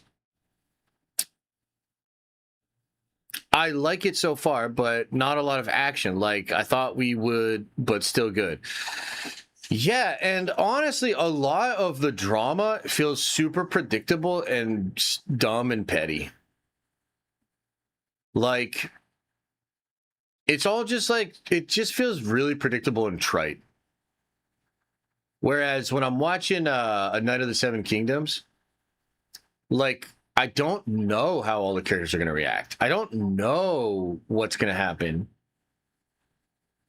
You know? Yeah, I'm just not vibing. I'm just not vibing on it. I wanted to be vibing on it, you know? But I'm just not. Def need an action episode soon, though. Yeah, like... I like the dragons, but how many times are we going to watch the dragons just be in the background looking menacing? You know? It's like, there's so many scenes of, like, the dragons in the background and he's real fucking menacing. It's like, all right, well, what about, like, fire and claws and stuff? All right, let's move right along now. So, chat, we are 12 days away from the time of recording this from the official trailer for Avengers Doomsday, a hotly anticipated trailer. Many people very curious about what will be shown. Are they going to vibe out? Are we going to love it? Is everybody get on board? Or are we going to be like, this looks like a big old piece of shit? There's a lot of questions. It'll be revealed for the very first time Saturday. San Diego Comic-Con Hall H presentation. I believe it's 5 or 6 p.m. California time. We'll be live. Definitely make sure you're there. We're going to be live. It's going to be a good stream. And the trailer is said to be released to the private crowd of Hall H. And then an hour later, it's apparently going to drop on Disney Plus and on YouTube and all sorts of social media. They're making it a big freaking deal. So we will get this trailer in 12 days. But like all things, we have leaks before the actual trailer. And I think these leaks are actually coming from the dubbing, okay? Because just the other day, Daniel RPK let it be known that they are dubbing the Avengers Doomsday trailer for a bunch of international audiences and, different regions with different languages that need translated, et cetera, et cetera. So they're dubbing the trailer right now. And what I have for you right here is a leaked description of the trailer. So spoiler warning. If you don't want to know potentially what's in the trailer before you see the trailer, then don't watch this section. But let's be real, we can't fucking help ourselves. So here we go once again into that deep, dark hole known as the leaking community due to Russian Telegram channels. So, it says here, all of this is from a Telegram Russian channel who leaked the Gambit, Professor X, and Magneto AI image. Take it with a grain of salt. It was translated, so it could contain errors. Okay, are you ready? Are you ready, chat? Should we get into it? Are you ready? Here we go. The trailer opens with a shot of Doom on his throne in Latveria. That's pretty dope. we recently saw a fixture, or I don't know what you would call it, a model based on the throne from Doomsday. This was at the Shanghai thing over the weekend. Looks really cool. So Doom chilling on the throne. Love to see it. He walks through his castle, and a huge painting of his wife and son is shown. Now that's going to answer a lot of questions. Does his wife and child look like Sue Storm and Franklin Richards? Does his wife and child look like Pepper Potts and Morgan? I don't know. That's going to be really interesting. I would imagine it's him, Sue Storm, and Reed Richards. Okay, but who knows? But what a statement. What an opening statement for the trailer. Doom on his throne, Doom walking through his castle, massive painting of his wife and his son, and maybe we see him like with the ribbon on his arm too. I'm not really sure, but that's pretty cool. Thor arrives with the Fantastic Four to meet the new Avengers. There's a shot of them flying into the tower in their ship. The teams are introduced. So that's pretty interesting. It means Thor, because look, do you guys remember a long time ago that I told you Thor was also on the ship with Steve Rogers and Doom? I don't know if you guys even remember it. Sometimes anyway, I brought this up a long time ago, but it does appear to be true. Thor is also on the ship with Steve Rogers and Doctor Doom and the Fantastic Four at the end of the Thunderbolts movie. Okay, so that's kind of crazy. How does Thor get there? Not really sure. Pretty interesting. I guess we'll find out. So they come to meet the new Avengers. Steve meets Thor, who pulls Thor's hammer to himself and proves it's him because Thor doesn't believe him. Thor replies, "It can't be." Okay, so that's going to be set up in the trailer. That's in that other trailer that was seen at CinemaCon that nobody else saw. So we've already kind of seen some images of all that, right? Steve meets Yelena and tells her that Natasha was family to him, and therefore she is too. Now, I got to tell you, man, that hits. That is the emotional core that this movie needs. And that's why the OGs are so important. That's some real shit, man. Like, if there's a lot of that kind of energy in the movie, and it feels a little bit more desperate and a little bit less like, oh, haha, you were Captain America after him. That's funny. You got wings, you know?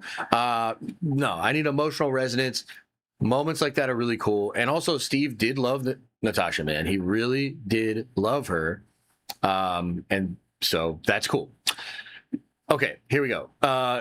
Steve meets Yelena, blah, blah, blah. Yelena battles Yelena, and Mystique's transformation is shown. That's also something that was in the other trailer. And so it appears that's real, and we're going to get shown that, okay? We're next going to get a shot in the Baxter building with the X-Men. Oh, so the X-Men are in the Baxter building.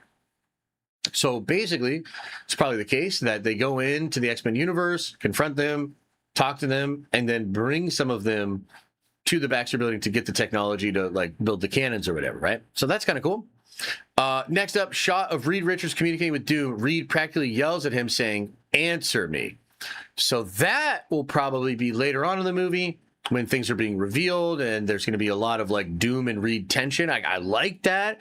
You know, apparently they changed Doom in this movie to make him from 828 to better establish a relationship with Reed Richards that feels comic booky.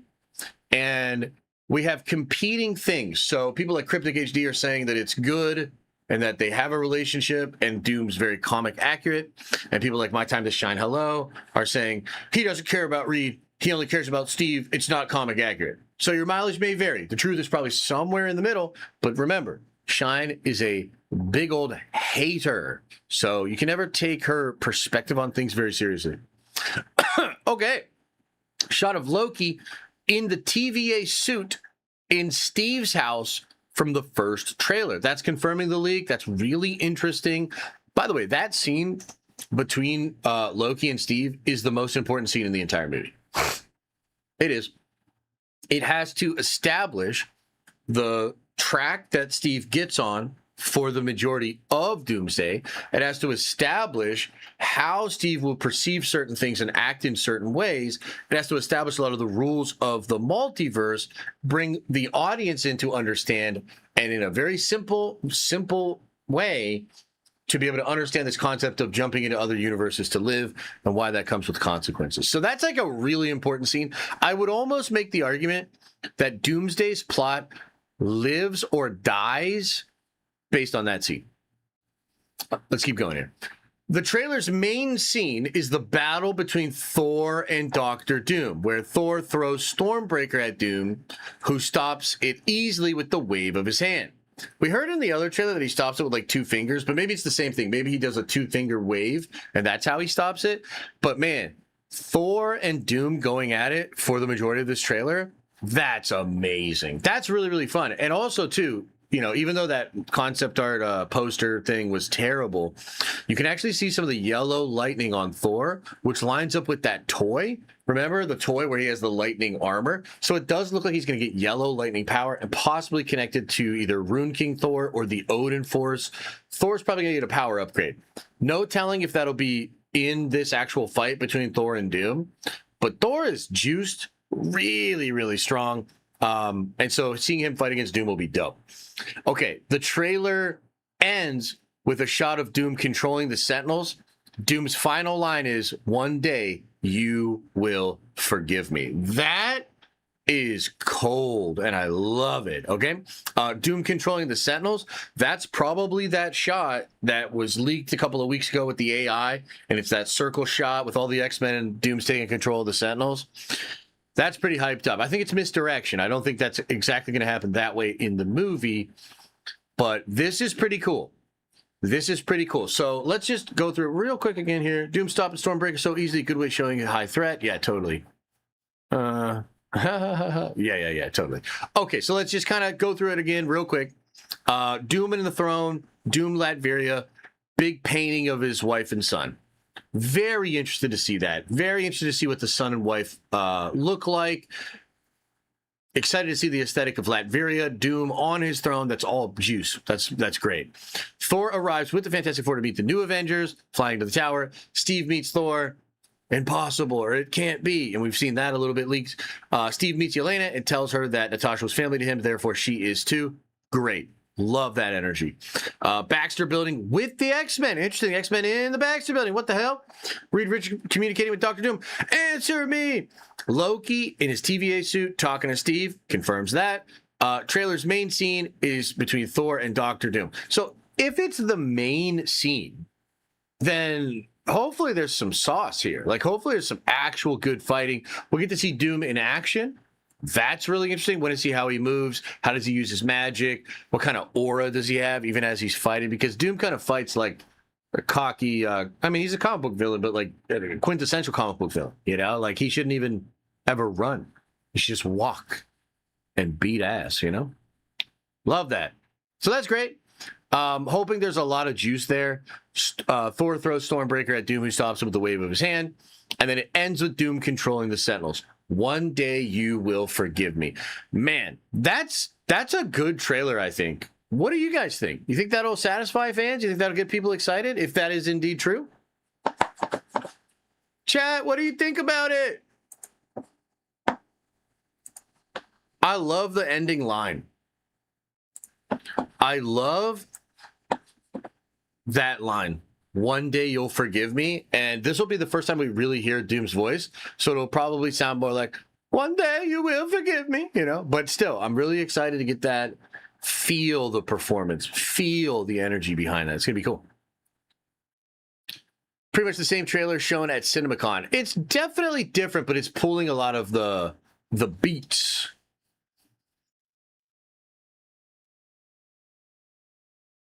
I think shorts. We're not going to do shorts today, actually. I'm in the process of bringing on like 3 new editors.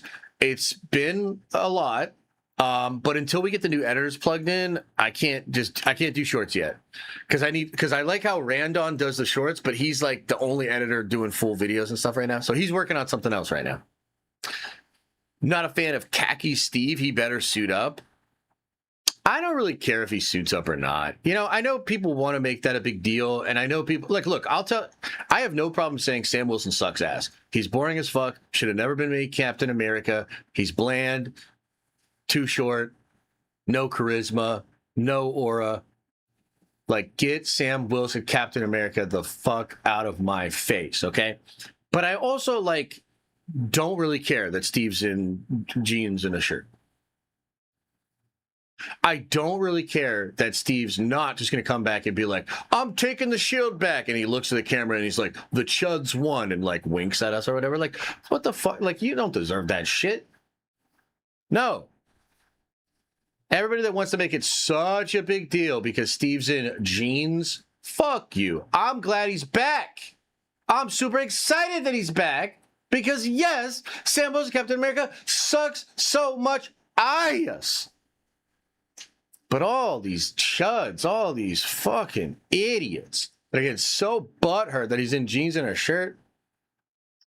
Dude.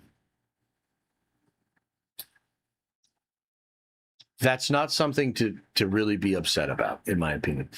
Toby the Nomad says, no Toby in the trailer? Isn't he supposed to be the first wave of hot toy reveals at Comic-Con? Does this mean Toby will be officially announced through a toy listing? No, I think Toby might come out on stage at Comic-Con. 100%. I think so, but we'll see. Steve has worn casual clothes before. It's nothing new. Yeah, it's like whatever, dude. Like, I don't really give a fuck. Like, he's in the suit. He's not in the suit. There's two Captain Americas. There's one Captain America. Like, we're really going to get stuck on that? No, dude, I need Doom to be Doom. I need the stakes to be high. I need there to be a constant pressure. I need the characters to be pushed to their absolute limit. Oh, but he's in a t-shirt? Fuck out of here. God, I just hate, I literally hate some of the brain dead takes that come out of some high platform, big platform people. Because you can just tell, like, man, you don't really believe that shit. That's like a thing you are, you're just trying to get people riled up. You just think that's a good angle to get butthurt about. Yeah, but they're just doing it not to hurt Mackie's feelings, which is annoying. Yeah, it is annoying. You gonna be a little baby about it? You want that to be like the thing you talk about onto social medias? Go do it. Go tweet about it. Get some clout. Scorpion King Rockpocalypse. Let's fucking go. Sam sucks. X-Men 97 fire. Doomsday hype. Yeah, I like that. I like that. I like that. Yeah, it's just like, I don't know. I just don't think you got to get weird about it. Like, Sam sucks because he sucks. It's not like Sam couldn't have been a good Captain America. You know what I mean? These people that are like, Steve Rogers was Captain America. Well, yeah, I mean, Bucky was Cap, and I thought Bucky Cap was fucking lit. You know what I mean? Sam Wilson Cap, not so much. But maybe it could have been.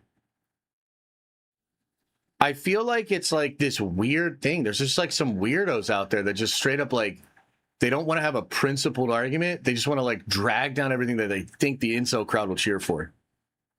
You know what I mean? No, dude, be principled. Like, stand 10 toes down.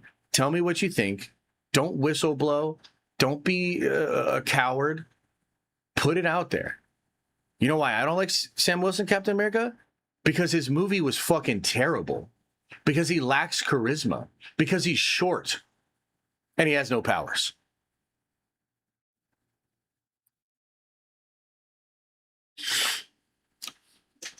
If you don't have a valid reason for him sucking, then it's just hate to hate. Yeah, a little bit. I think so, yeah. He should have honestly never been Cap, or they should have taken a completely different route that they did. One of the big... His actor's a huge asshole? I don't know about that.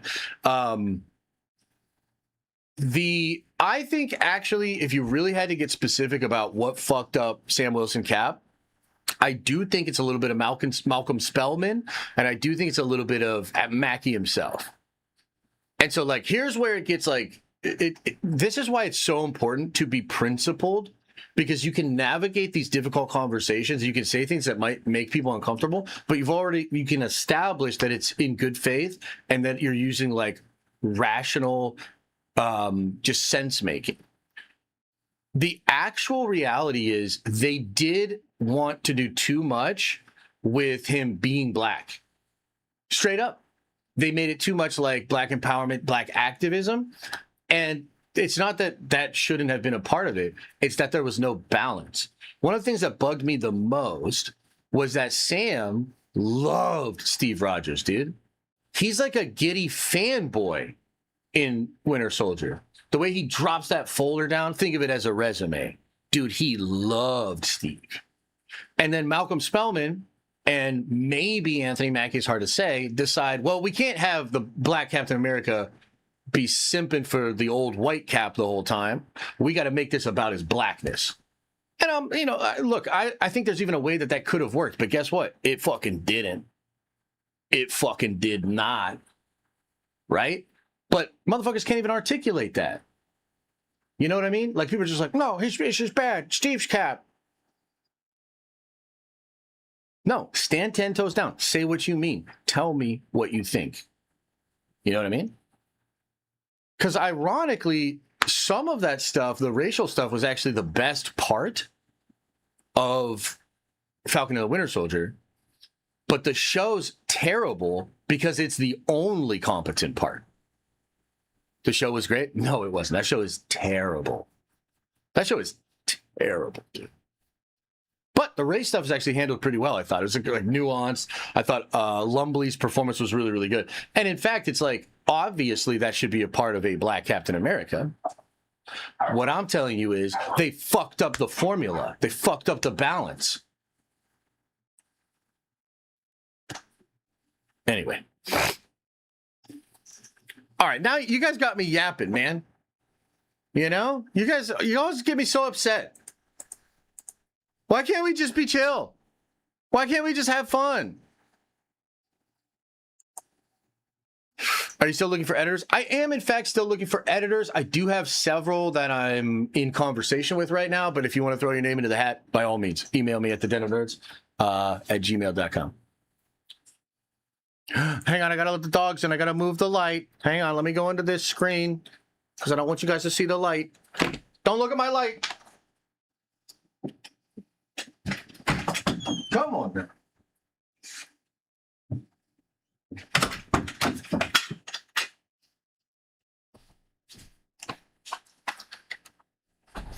Like that, the fact that they made Mackie not want to accept the shield, not want to it really fucks with me, man. It really fucks with me.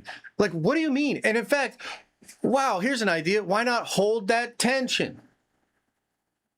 Why not have a bunch of people around Sam bringing that up, trying to get him to disavow Steve, and Sam's left there trying to hold the tension of this incredible man that, yes, had some privilege and probably had some things going on that he didn't have going on or whatever, and the tension of his own people, his own community not fucking with that. Like, I don't know, man. I just felt, you know what it is? It's contrived, regularly scheduled representation slop.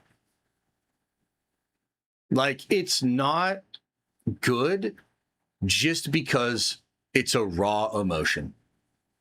I think there's so much conflation of, hey, this is a really real thing that's raw for motherfuckers. So anything I write about it is going to be good and elevated and interesting. No, actually. No. There's a good way to do it. There's a bad way to do it. And I think the way that they handled Sam was bad. Like, really bad. But that's just me.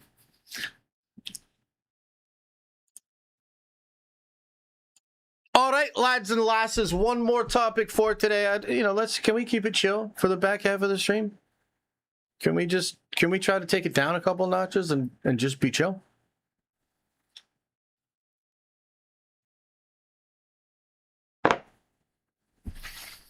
$5 years. Wait, what about 5 years?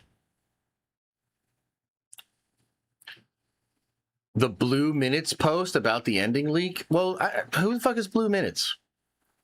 What is happening here, dude?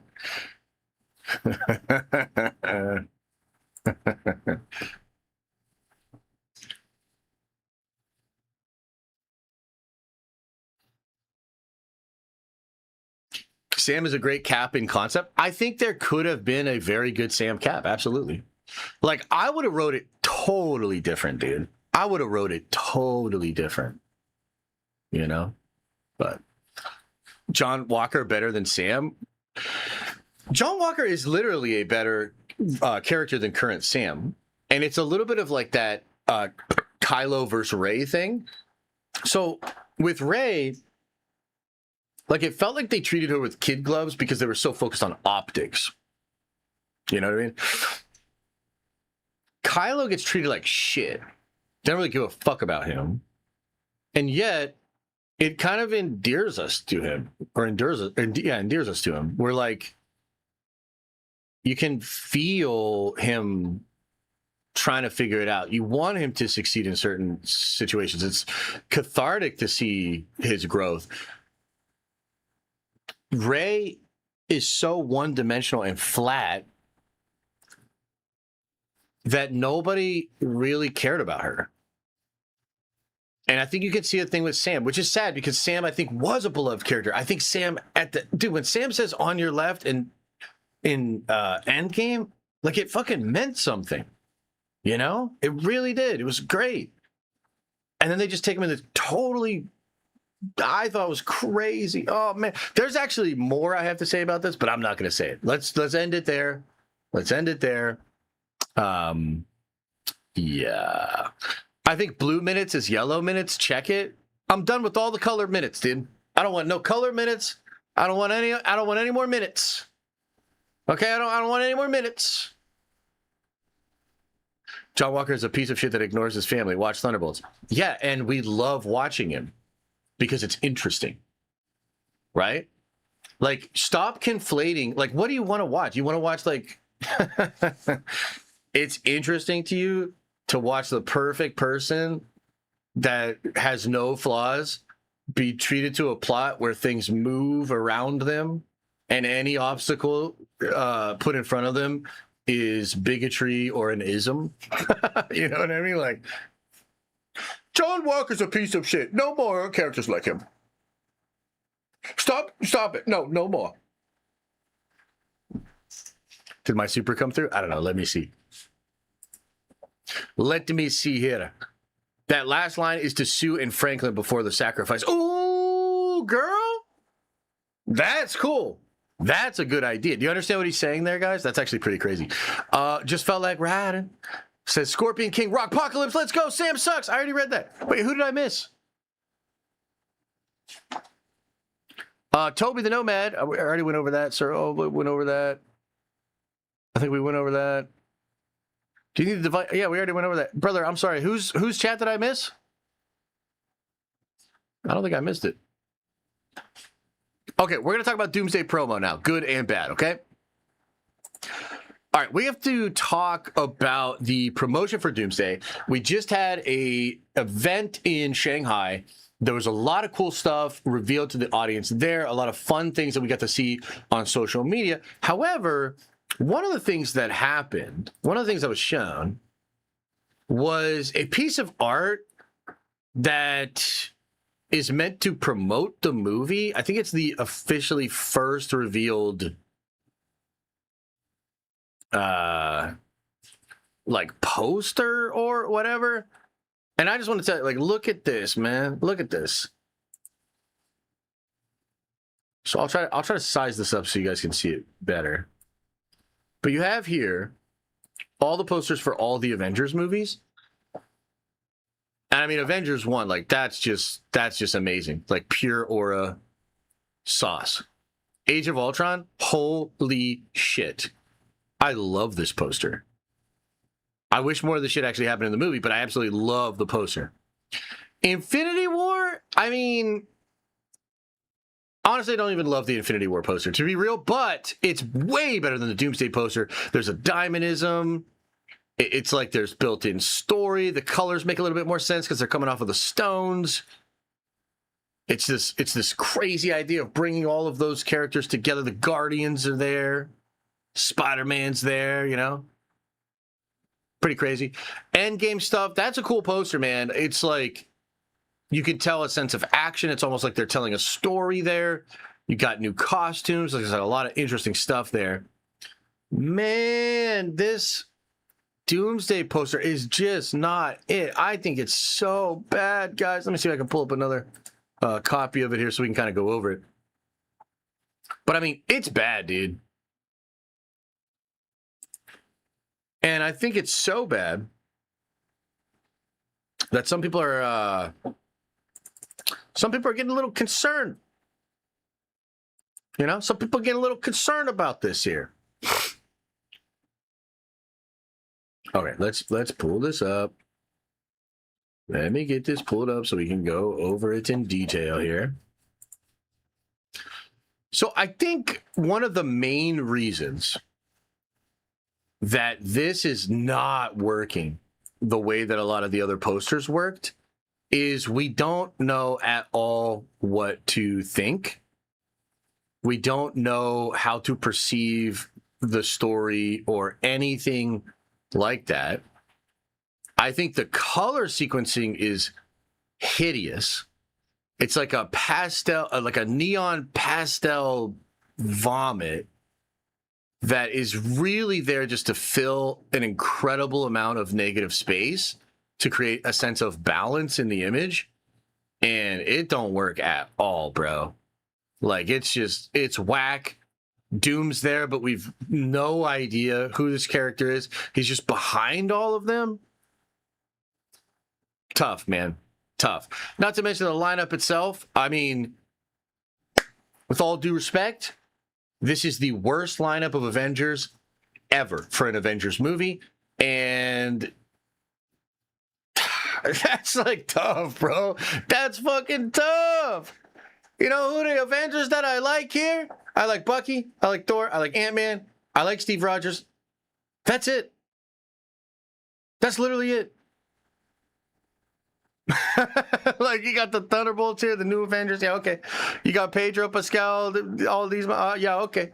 Oh, the new Black Panther, Shuri, Black Panther, and M'Baku. Shang-Chi. Yeah, okay. Sam Wilson and Cap. Yeah, okay. God. Not your best work, Marvel. Not your best work, and not something that I think is really impressing people, okay? So, what does this mean?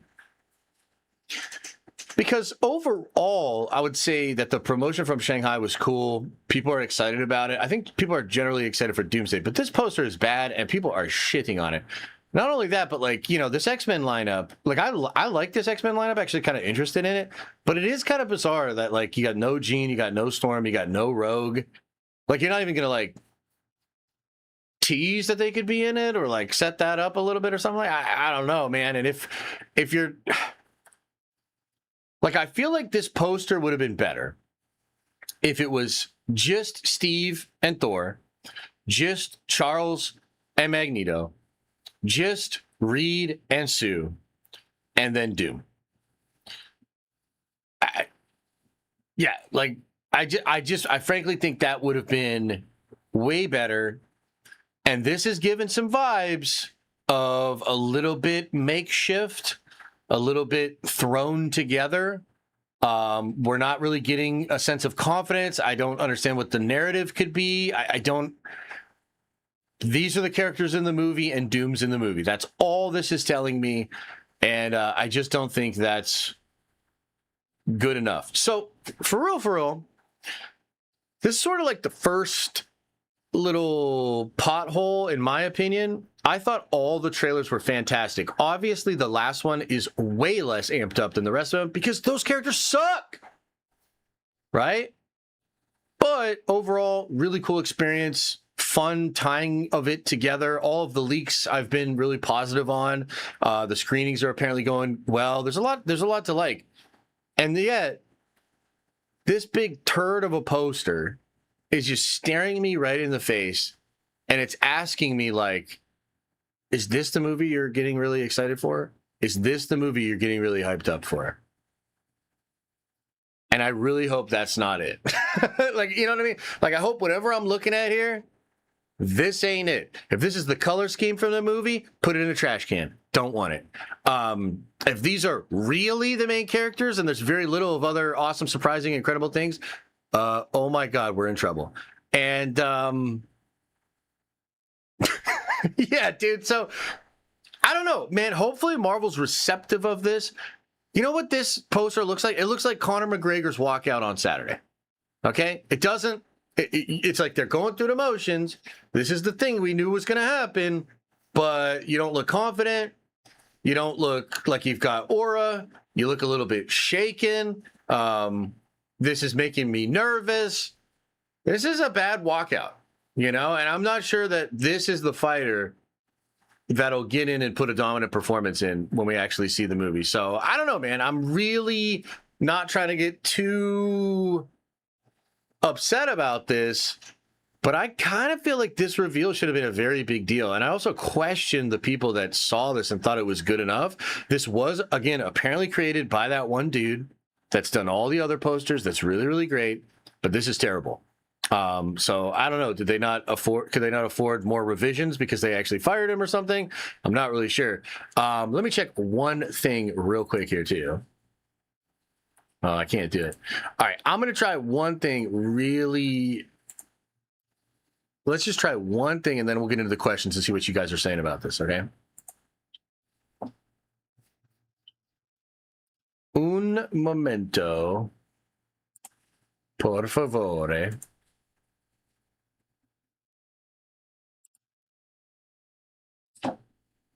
Hang on.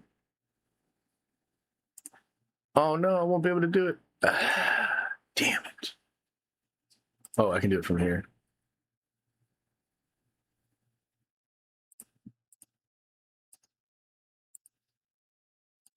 Okay, so let's do this.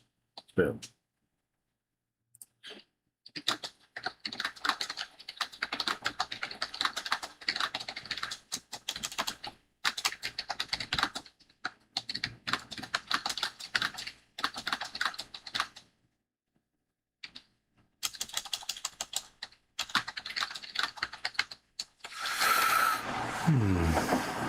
All right, so we'll see. I just asked Grok to change the poster and make it badass, and I know that'll probably upset all of you.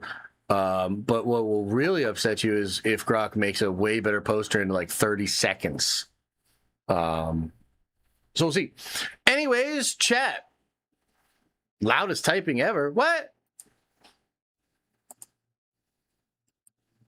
What do you guys think, man? What do you think of this promo? Should we panic?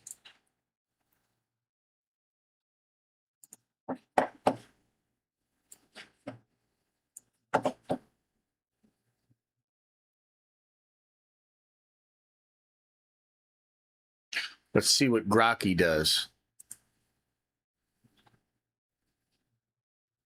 I mean, it is better, but it's pretty much just the same thing. It's just more dynamic. They just have like better poses. The color balance is a little bit better. I still don't think that's good though. Are these not the main players for Doomsday? The main cast? No, it definitely is the main cast. Yeah. At least from what we understand. Why does the X-Men look off the costume are not the... What?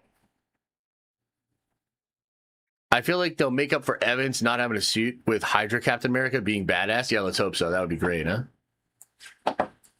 That would be real cool. I thought it was just fine. Not their best work, needs better colors. Yeah. I don't know, man.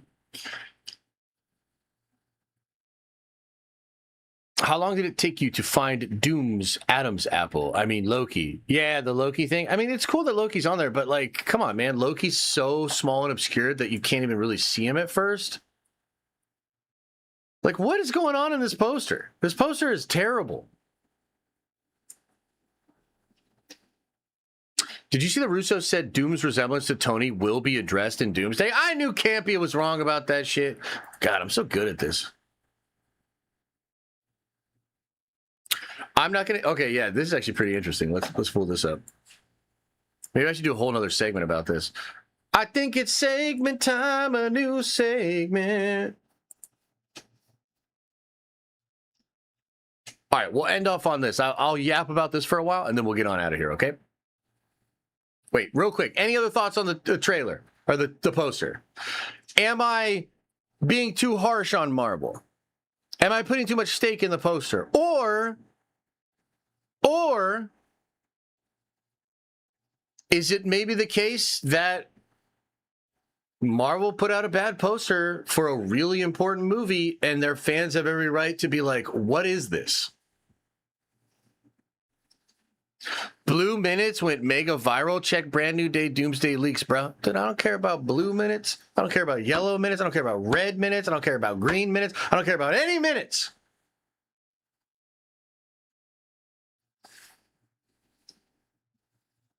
If we didn't have good leaks about the film, this would be a bad look. Fair, but what does that mean?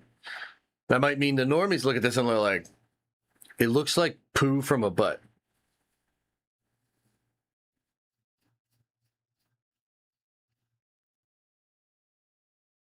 Yeah. Right, Jay. Yeah.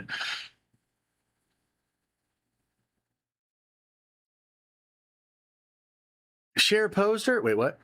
Fuck the normies. Yeah, I agree. The trailer better blow our hair back. I think it will, yeah. James Mackwell just posted the ending for Brand New Day's change from Peter dying. Brother, James Mackwell doesn't know anything. He literally knows nothing. Sashin says, where's Heather? I don't know. When I told you that last week, you said I shouldn't worry about it. Shouldn't worry about what, bud? I said it's super about the Spider-Man ending. Oh, yeah?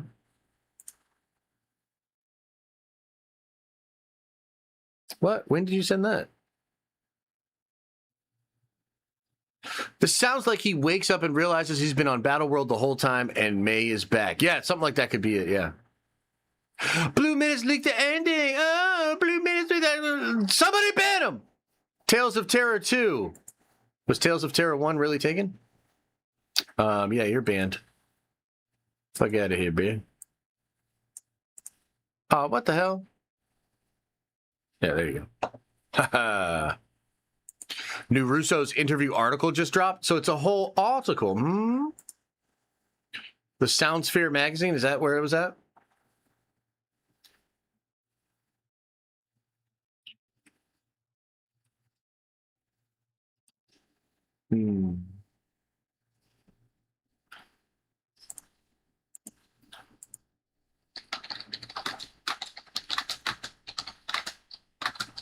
Okay, I'm going to tweet this. Everyone who tried to tell me my theory was wrong is wrong. It's got to be more clever than that. Okay, how about this? I'll be expecting my flowers and apologies once my theory is proven correct. I figured it out way before everyone else again.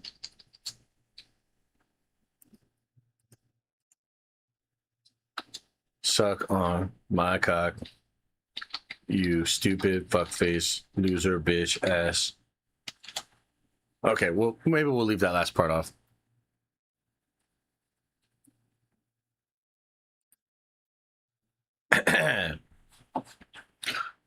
Where's this full article?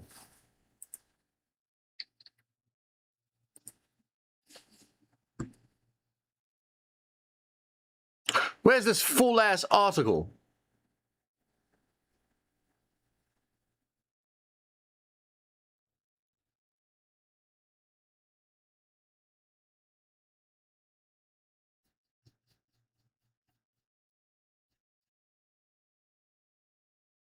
That's cryptic. Yes, you'll figure it out soon. You'll figure it out soon. Not as soon as me, of course, but soon enough you will see the light. All right, let's talk about this. Oh boy. I've never done this before. Normally a very humble person. I don't like to take a lot of credit for things or boast, you know? But every single time the Russos open up their flapping gums to talk about RDJ's Doctor Doom, they massage the theory that I've had. The theory I've had for the longest, the theory that I've had for over a year and a half, the theory that makes most of you so fucking mad, and everybody said there's no goddamn way, and then slowly they all started to figure out that I was right and started to act like they came up with the theory on their own and give me zero credit, even though I did millions of views about that theory. Multiple videos over 500, 600K about this theory. It's a small internet. Shut the fuck up. I know you saw my theory. I know you know that I came up with it first, and so all these people are stealing this theory and acting like they didn't hear it from me first. Fuck you. But that's not what it's about. What it's about is Tony Stark, Roberts of the Downey Jr., and the greatest, most significant retcon in the history of the Marvel Cinematic Universe. Not the Marvel Cinematic Universe, the main universe, the real one. There's never been anything like it. All right, so maybe I'm gassing myself up a little bit here. Technically, we don't know for sure that theory is correct. However, I am more and more convinced every time the Russo brothers talk about it. So check this out. Here, they were asked about Tony and Doom. It says here, Joe Russo has indicated that Dr. Doom's resemblance to Tony Stark may be addressed in Avengers Doomsday or Secret Wars. So he's asked about it, and he says, I'm not going to give away anything. It will all make sense when you watch the movies. Oh, okay. So first of all, this indicates that there is a reason, which you all should have known. You know what I mean? Like, you all should have known. I know Alex was trying to get people to think that it was not anything and that it's basically just that he can play different characters like Human Torch. But that's not it, man. That was never it. The Russos said when they first came out on stage at San Diego Comic-Con to announce this, it said, due to the magic of the Marvel multi-universe, I give you the one person that could play Victor Von Doom, and it's RDJ. Okay? And so basically from Jump Street, there was a reason that they had cast him as Victor Von Doom, and in fact they had said that he was the only person that could play Victor Von Doom for the story they wanted to tell. Okay? So, despite everybody looking past those comments from Joe, and despite everybody looking past what I think is the most fucking obvious thing that was staring us in the face the entire time, people didn't want to believe it. So there's only really two ways this could go. There's offshoots of those two ways, but it's really only two ways. Either Victor is Tony, or Tony is Victor. So a lot of people asked, theorized, postulated that this Doom we were about to meet would be a variant of Tony Stark. And that I totally understand why. That's a logical thing to conclude. If they're the same actor, if it's the only person that could play Victor, if there's a reason, then what we're likely going to encounter here is a version of Tony Stark that becomes Doctor Doom. And something bad happens, it's from an alternate reality, or maybe Steve taking the stones back, this, that, second, and third, created a reality in which Tony Stark would become Victor Von Doom. But here's the thing. The Russos, people at Marvel, and vast amounts of insiders and scoopers put the kibosh on that almost immediately, because what that would imply is this is really a Tony Stark variant. And if it's a Tony Stark variant, it's not really Victor Von Doom, is it? And so if they're really doing Doom, and they're not just doing like an antithesis of Tony, you know, the villain version of this guy, a dark side version of Iron Man, if they're not just doing that, then the only other way is if Victor is, or if Tony was Victor. So what that would mean is it's a complete reversal of what you would assume. Again, totally understand it. He was Iron Man. Tony Stark was Iron Man. He was Iron Man for so long. Iconic, brilliant. You know, I am Iron Man, snaps, saves the universe. He's gone. Oh, but the actor is back, and he's the only person that could play Victor Von Doom for this story. Logical conclusion, he's a version of Iron Man. But again, that gets the kibosh put on it immediately. I would say over a half dozen, maybe close to 10 different reliable people came forward in different ways to say that this is comic book accurate Victor Von Doom. That Downey is playing Victor Von Doom. He's not a Stark variant. So the logical conclusion is that Stark was a Victor Von Doom variant. Okay? And I know this would be really crazy. It would be.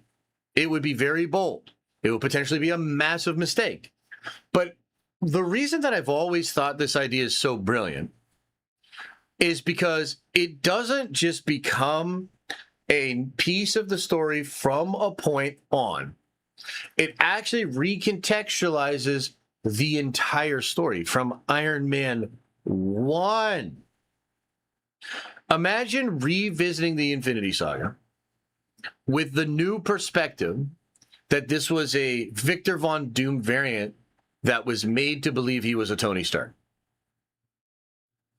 That will give you a different experience watching the movies. I know because I've been rewatching the movies, having that different experience with this theory in mind. And so this whole thing would then add this big value proposition, this like recontextualization of the entire universe. That would allow people to engage in this long form story in a way that was different than ever before. And that, for that reason alone, it's a brilliant idea.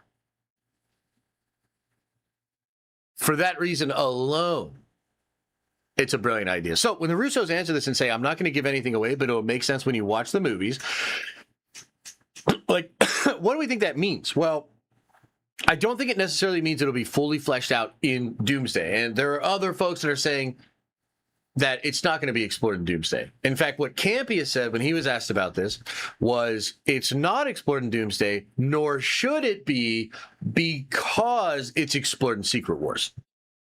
Which, by the way, in the leak we got from Secret Wars, which was my time to shine, hello, making all these sock puppet accounts. I mean, how many color minute accounts is Shine going to make, you know?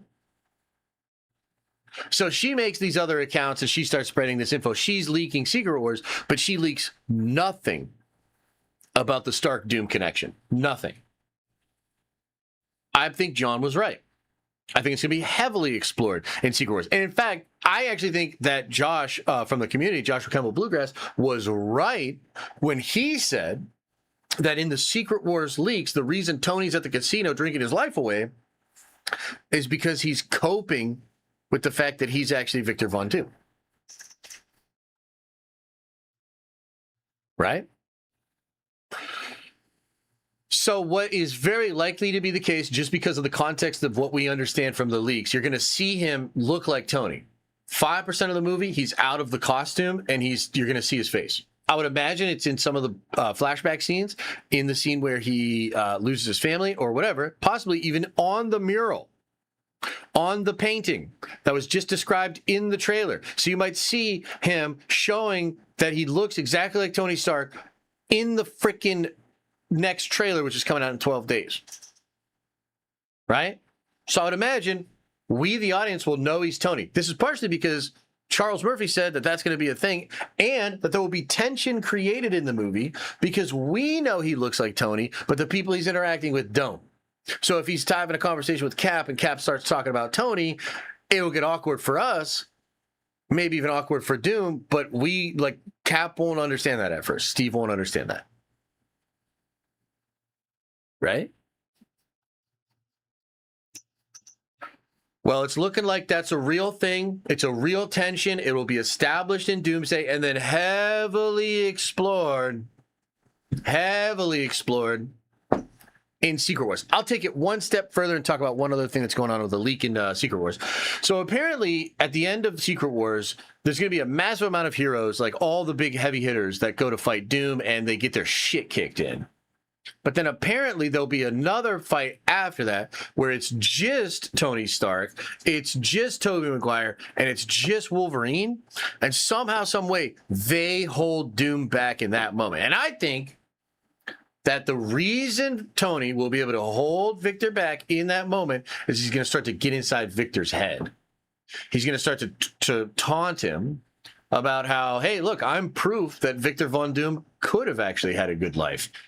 You're the worst part of your own life. You've done all of this, destroyed your family. Look what you've done to these people. You suck ass, dude. And because he is him, that shit might hit a little different. In the Hickman Secret Wars comic, Doom is undone, not because he loses a fight due to lack of power. Doom is undone because Reed Richards gets under his skin. Reed Richards gets Victor to admit that Reed would have done a better job ruling the multiverse, controlling everything and fixing the incursions. And had Victor just went to Reed, they would have fixed it together in a way better way. And because he admits that, the Beyonder takes all of Doom's god power and puts it into Reed Richards. I don't think shit like that's going to go down. We're hearing Loki will be alive and Loki will get his powers back. But something about that fight will allow Tony, Hugh Jackman, and Tobey Maguire to hold off God Emperor Victor Von Doom. And I think that will be connected to this exact thing, to this exact retcon, to the variants. So there's just a little answer here from the Russo brothers. But man, they've been given a lot of little answers over the course of creating this movie. And every single time they talk about the movie, I feel as though my theory has been enforced. I'm going to look incredibly foolish if I'm wrong. But I don't think I'm wrong. What do you think, chat? Let's talk about it. Chat, what do you think?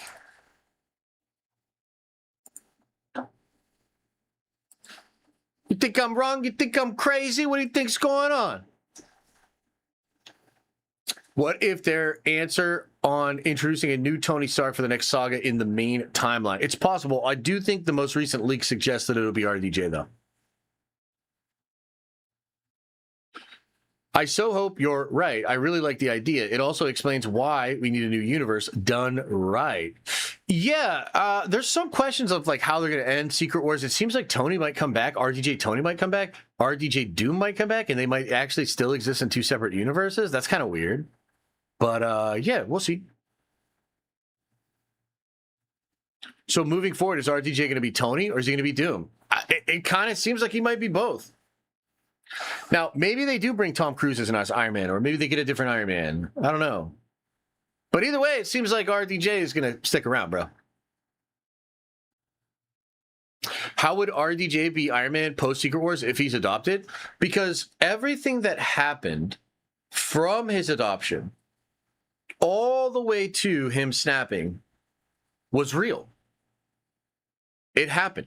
And it's actually possible. Some other folks have brought this up before, but there's a part in Endgame where Tony goes back in time. His father describes how far along the mom is, and Tony gets really confused because according to Tony's math, when he was born, it doesn't add up. Why would his mom be pregnant right then? Well, it's because she's pregnant and loses the child, and then Tony is adopted. Allegedly. So I think Tony might already know before he snaps that he was technically a Victor Von Doom Iron Man. Toby the Nomad says, I hope Tony, Wolverine, and Toby fight Doom is true. They are arguably the biggest pillars of the Marvel Cinematic Universe. Yeah, I think that rumor is true, brother, and I think they're the leads in the movie. I know a lot of the current scoopers are trying to get you to think that the Champions and the younger Avengers are the biggest part of the movie. I don't think so.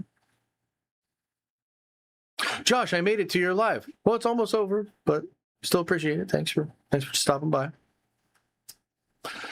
Is there any truth to the Toby Iron Spider suit? I don't think so, but I'd love to be wrong about that, man. I want Toby Iron Spider suit. I just don't believe it. I think it's all bullshit.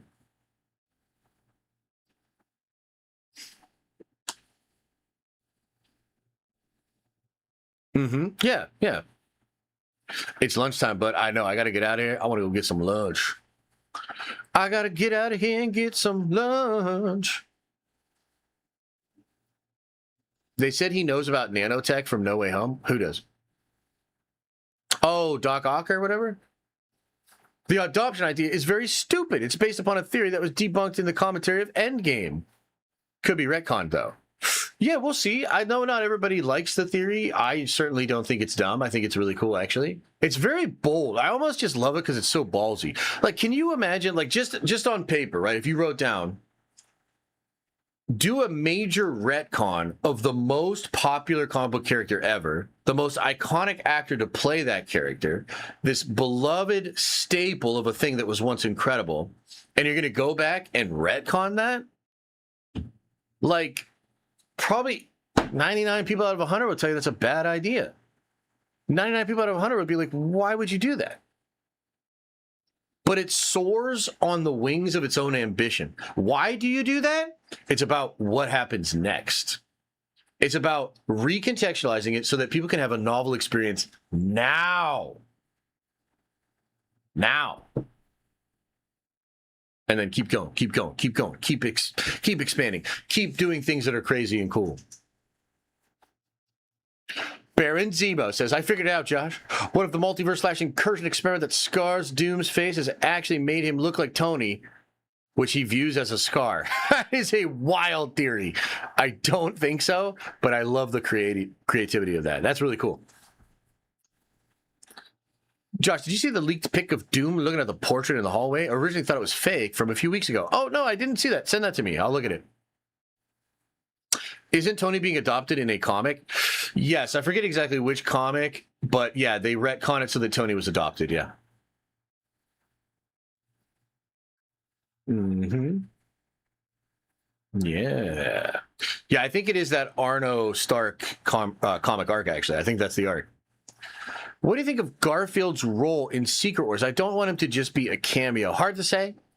Hard to say. He didn't get a lot of love for Doomsday, so hopefully he gets a lot to do in Secret Wars. I like the Spider Boys. I want the Spider Boys to be a big part of it.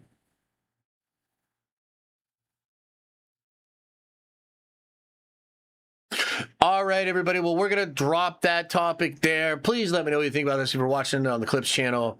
I mean, look, I get it. Not everybody likes the theory. People really think it's fake. But the other thing I think's crazy is, like, just real quick here, like, y'all know these scoopers, like, hate me, right?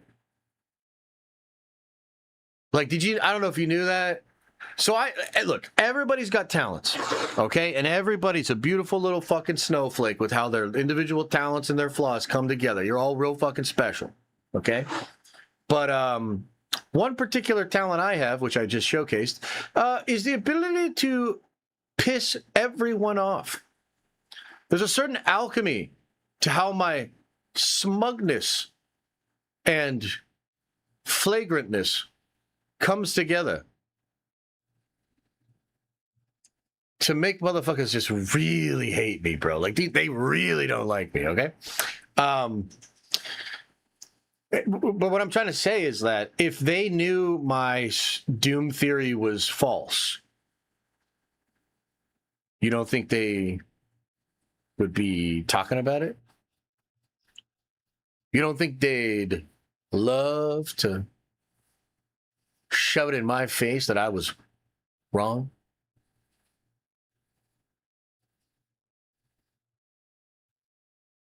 So you'd have to ask yourself, why haven't they done that?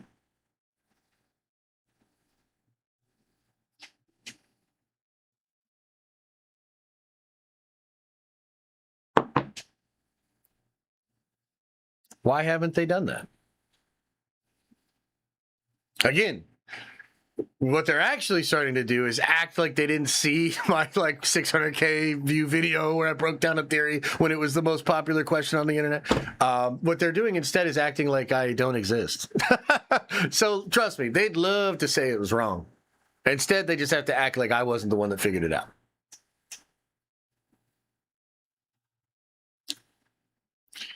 It's your shirt. People don't like that Zelda. Like, it's not a Zelda shirt. This is Warhammer. This is the symbol of the Astartes, which actually comes mostly from the Angels of Death, which were the Dark Angels called themselves at first, as they were formulating an identity, becoming the first super soldiers that would conquer the moon, that would end the Thunder Warriors' last bit of rebellion outside of the Castle of Terra, and they started to take the iconography of death because they were Angels of Death. Come on. Everybody knows that. Oh, I thought it was Zelda. Jesus Christ. What's Warhammer? Is there an emoji? There should be, Daniel. There absolutely should be, yeah. Josh is out here manipulating scoopers into doing his dirty work by rage baiting them to find out if his theories are true. Well played, sir. I would never admit to doing that.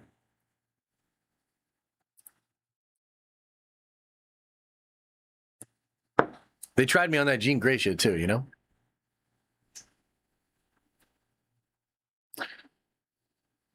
Warhammer game update?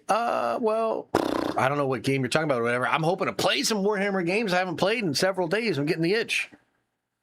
I really want to try out, like, dude, I feel really comfortable with my Custodies right now, but I want to try out, I want to find a Dark Angels list that works. Every time I play Dark Angels, man, not every single time, but like 3 out of 4 lately, I've been getting shit on. I love Zelda. Me too. Zelda's cool. I discussed it a couple of weeks back. Well, there's 2 big ones. Actually, there's 3 big ones that I'm really excited about coming out. So there's the Inquisition game where you play as an Inquisitor. It was made by Owlcat Games. It's a little bit like Rogue Trader. There's Total War, which comes out next year. And then there's Dawn of War, which comes out in just a couple of months. And I'm going to play both of those. But Dawn of War 4, I think, comes out soon. That's going to be lit. That's going to be lit, man.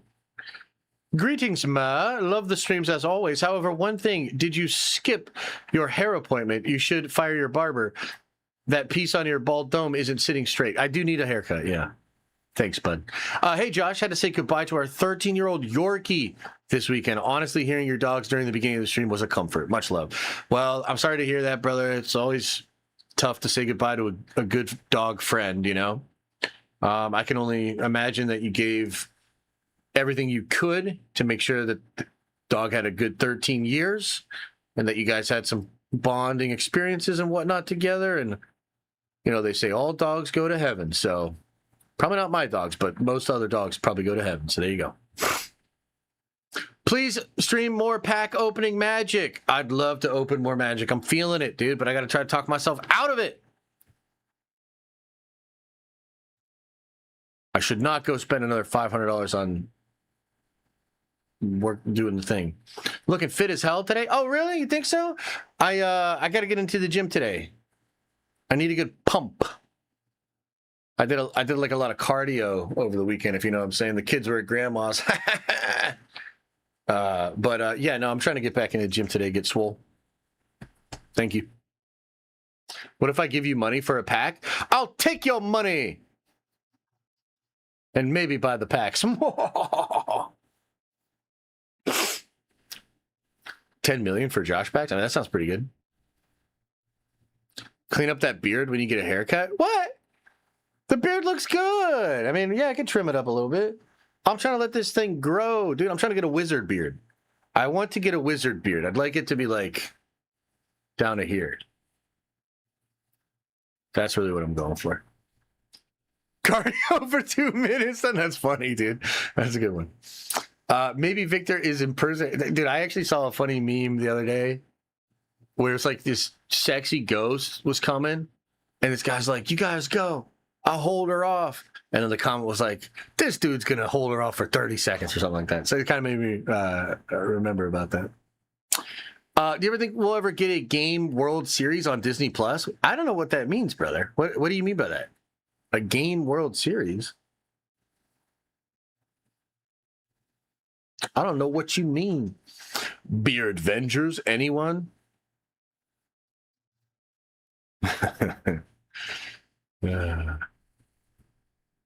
I emailed you the pic. Oh, okay, cool. Thanks, brother. I'll definitely look at that. The shirt looks like a Helldiver shirt. It does a little bit. It's Warhammer, but they're similar, and also Warhammer's coming to Helldiver, so hell yeah. Disney Plus is cooked. Low viewership. I mean, they got Bluey. And they got X-Men 97. Is the Nerdvengers Secret Wars screening real? Can you talk about that a bit? It's absolutely real, but I haven't really made any official plans other than like sort of tentatively picked Philadelphia as a location. We will, I think once we get, you know, we could maybe start planning in a little bit more earnest after San Diego Comic-Con in a couple of weeks here. Because I want to know, first of all, is it like are they doing 2 parts? Is Secret Wars going to stick to its date? Yeah, and we'll definitely figure that out. We'll definitely figure that out. I'm not going to do one for Doomsday. I just have too much going on. I'm trying to get all these other channels going, getting Unity figured out. So gotta stay the course on that. But next year we'll do Secret Wars meetup for show. a Rivals sesh happening. Dude, I'm so bad at Rivals. I'm so bad at it. And honestly, I really didn't have that much fun playing it, man. I downloaded Rivals. I liked the changes.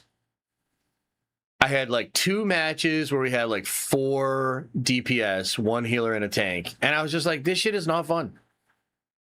Like, this shit is not fun, especially when you're doing your placement matches and you're getting put into matches with just total buffoons. Like, I'm sorry, it's just not fun. I've been having more fun playing Marvel's Magic the Gathering cards. On MTG Arena. I've actually oh dude, what the hell? I'm still recording this session, this one here. All right, anyway, we'll stop that one.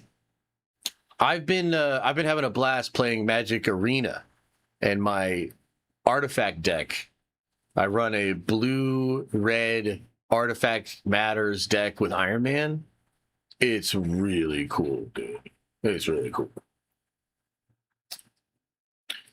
What video games? Well, I've been playing that a bit. I actually have been playing a lot of Halo 3. I got the Master Chief Collection again. I've been playing that on my Xbox.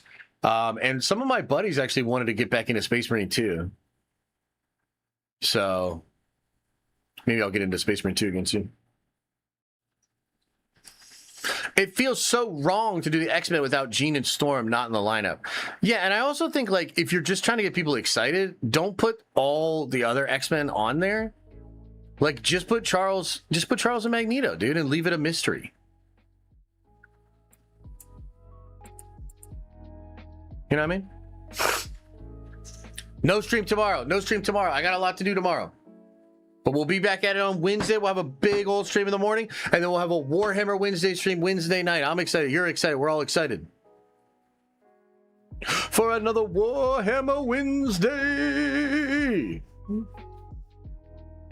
Total buffoons. You played with Justin. Justin's good, though. Justin's, like, good at the game. But even if I were playing with Justin, I feel like we'd be teamed up with a bunch of buffoons. Are you ushering us out with the music? Yeah. Shoo, shoo, shoo, shoo.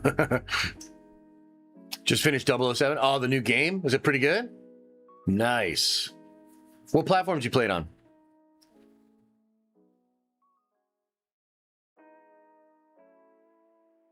Yeah, I've seen that one. Akashic. I've seen that theory, and I've seen that post. I think I mean, look, it's my perspective, right? But I think you're kind of doing mental gymnastics. It feels like there's really 2 obvious choices. All the scoopers kill the one option, so it's probably just the other one. But it does feel like, surely I understand that it's so odd and ridiculous that, like, you're trying to find a reason that it couldn't be, but I feel like that's just mental gymnastics. You know what I mean? I feel like the Occam's razor is like, our Tony was Doom. Our Tony was Victor.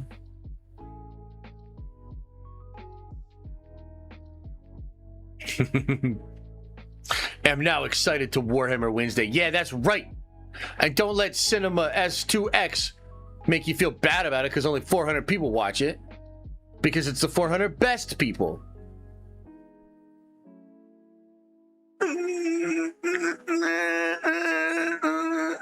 Yeah. All right, everybody. Well, listen, much love, man. Appreciate you guys hanging today. Hope it was a good stream. I had fun with you guys. We'll be back at it on Wednesday. Big video dropping tomorrow. It's your thoughts on the UFC? I wasn't very happy about it. You know, that's all I'll say about it. I wasn't very happy about it. Appreciate you guys. Thank you so much. 2 weeks. We're 2 weeks away from San Diego Comic-Con, baby. 2 weeks away. Oh, I'm excited for that one. All right, everybody. As I always say, I hope that's right, you are having an awesome and a nerdy day. And I'll see you in the next video.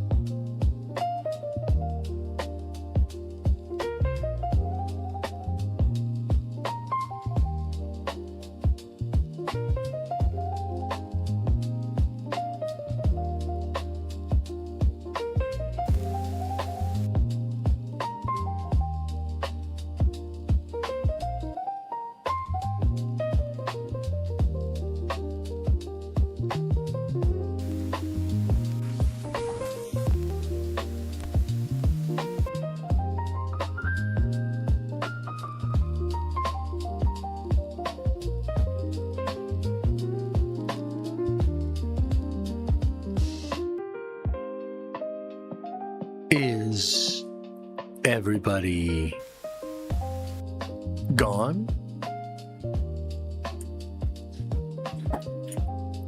Did everybody leave?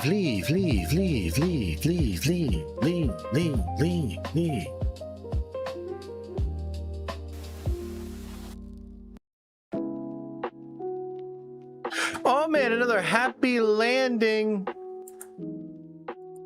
Oh, we played the hits today, didn't we? Shitting on James Gunn's DC universe. Spoiling the big crazy twist they have coming. Gushing about Spider-Man's. Getting excited about the Doomsday trailer while also shitting on the art that they released, which probably isn't that big of a deal, but we spent 15 minutes shitting on it and panicking. And then I ended it off gloating about some crazy ass theory that probably has a 5% chance of being right, but I'm gonna pretend it's confirmed every time until they debunk it. We played all the hits and it feels good. It does feel good. Hell yeah. All right, everybody. Well, much love, man. I appreciate you guys. Get out there. Have a good day. Good energy in the tower today for sure. Good energy throughout the week, man. 2 weeks. 2 weeks. We'll see the trailer. 2 weeks. We'll see Victor Von Doom and we'll hear my name of Doom for the first official time. Hell yeah. All right, everybody. Appreciate you. Get on out of here. Enjoy the rest of your day. Do me a favor before you do. Actually, make it 2. Open up that third eye and wash out your stinky butt.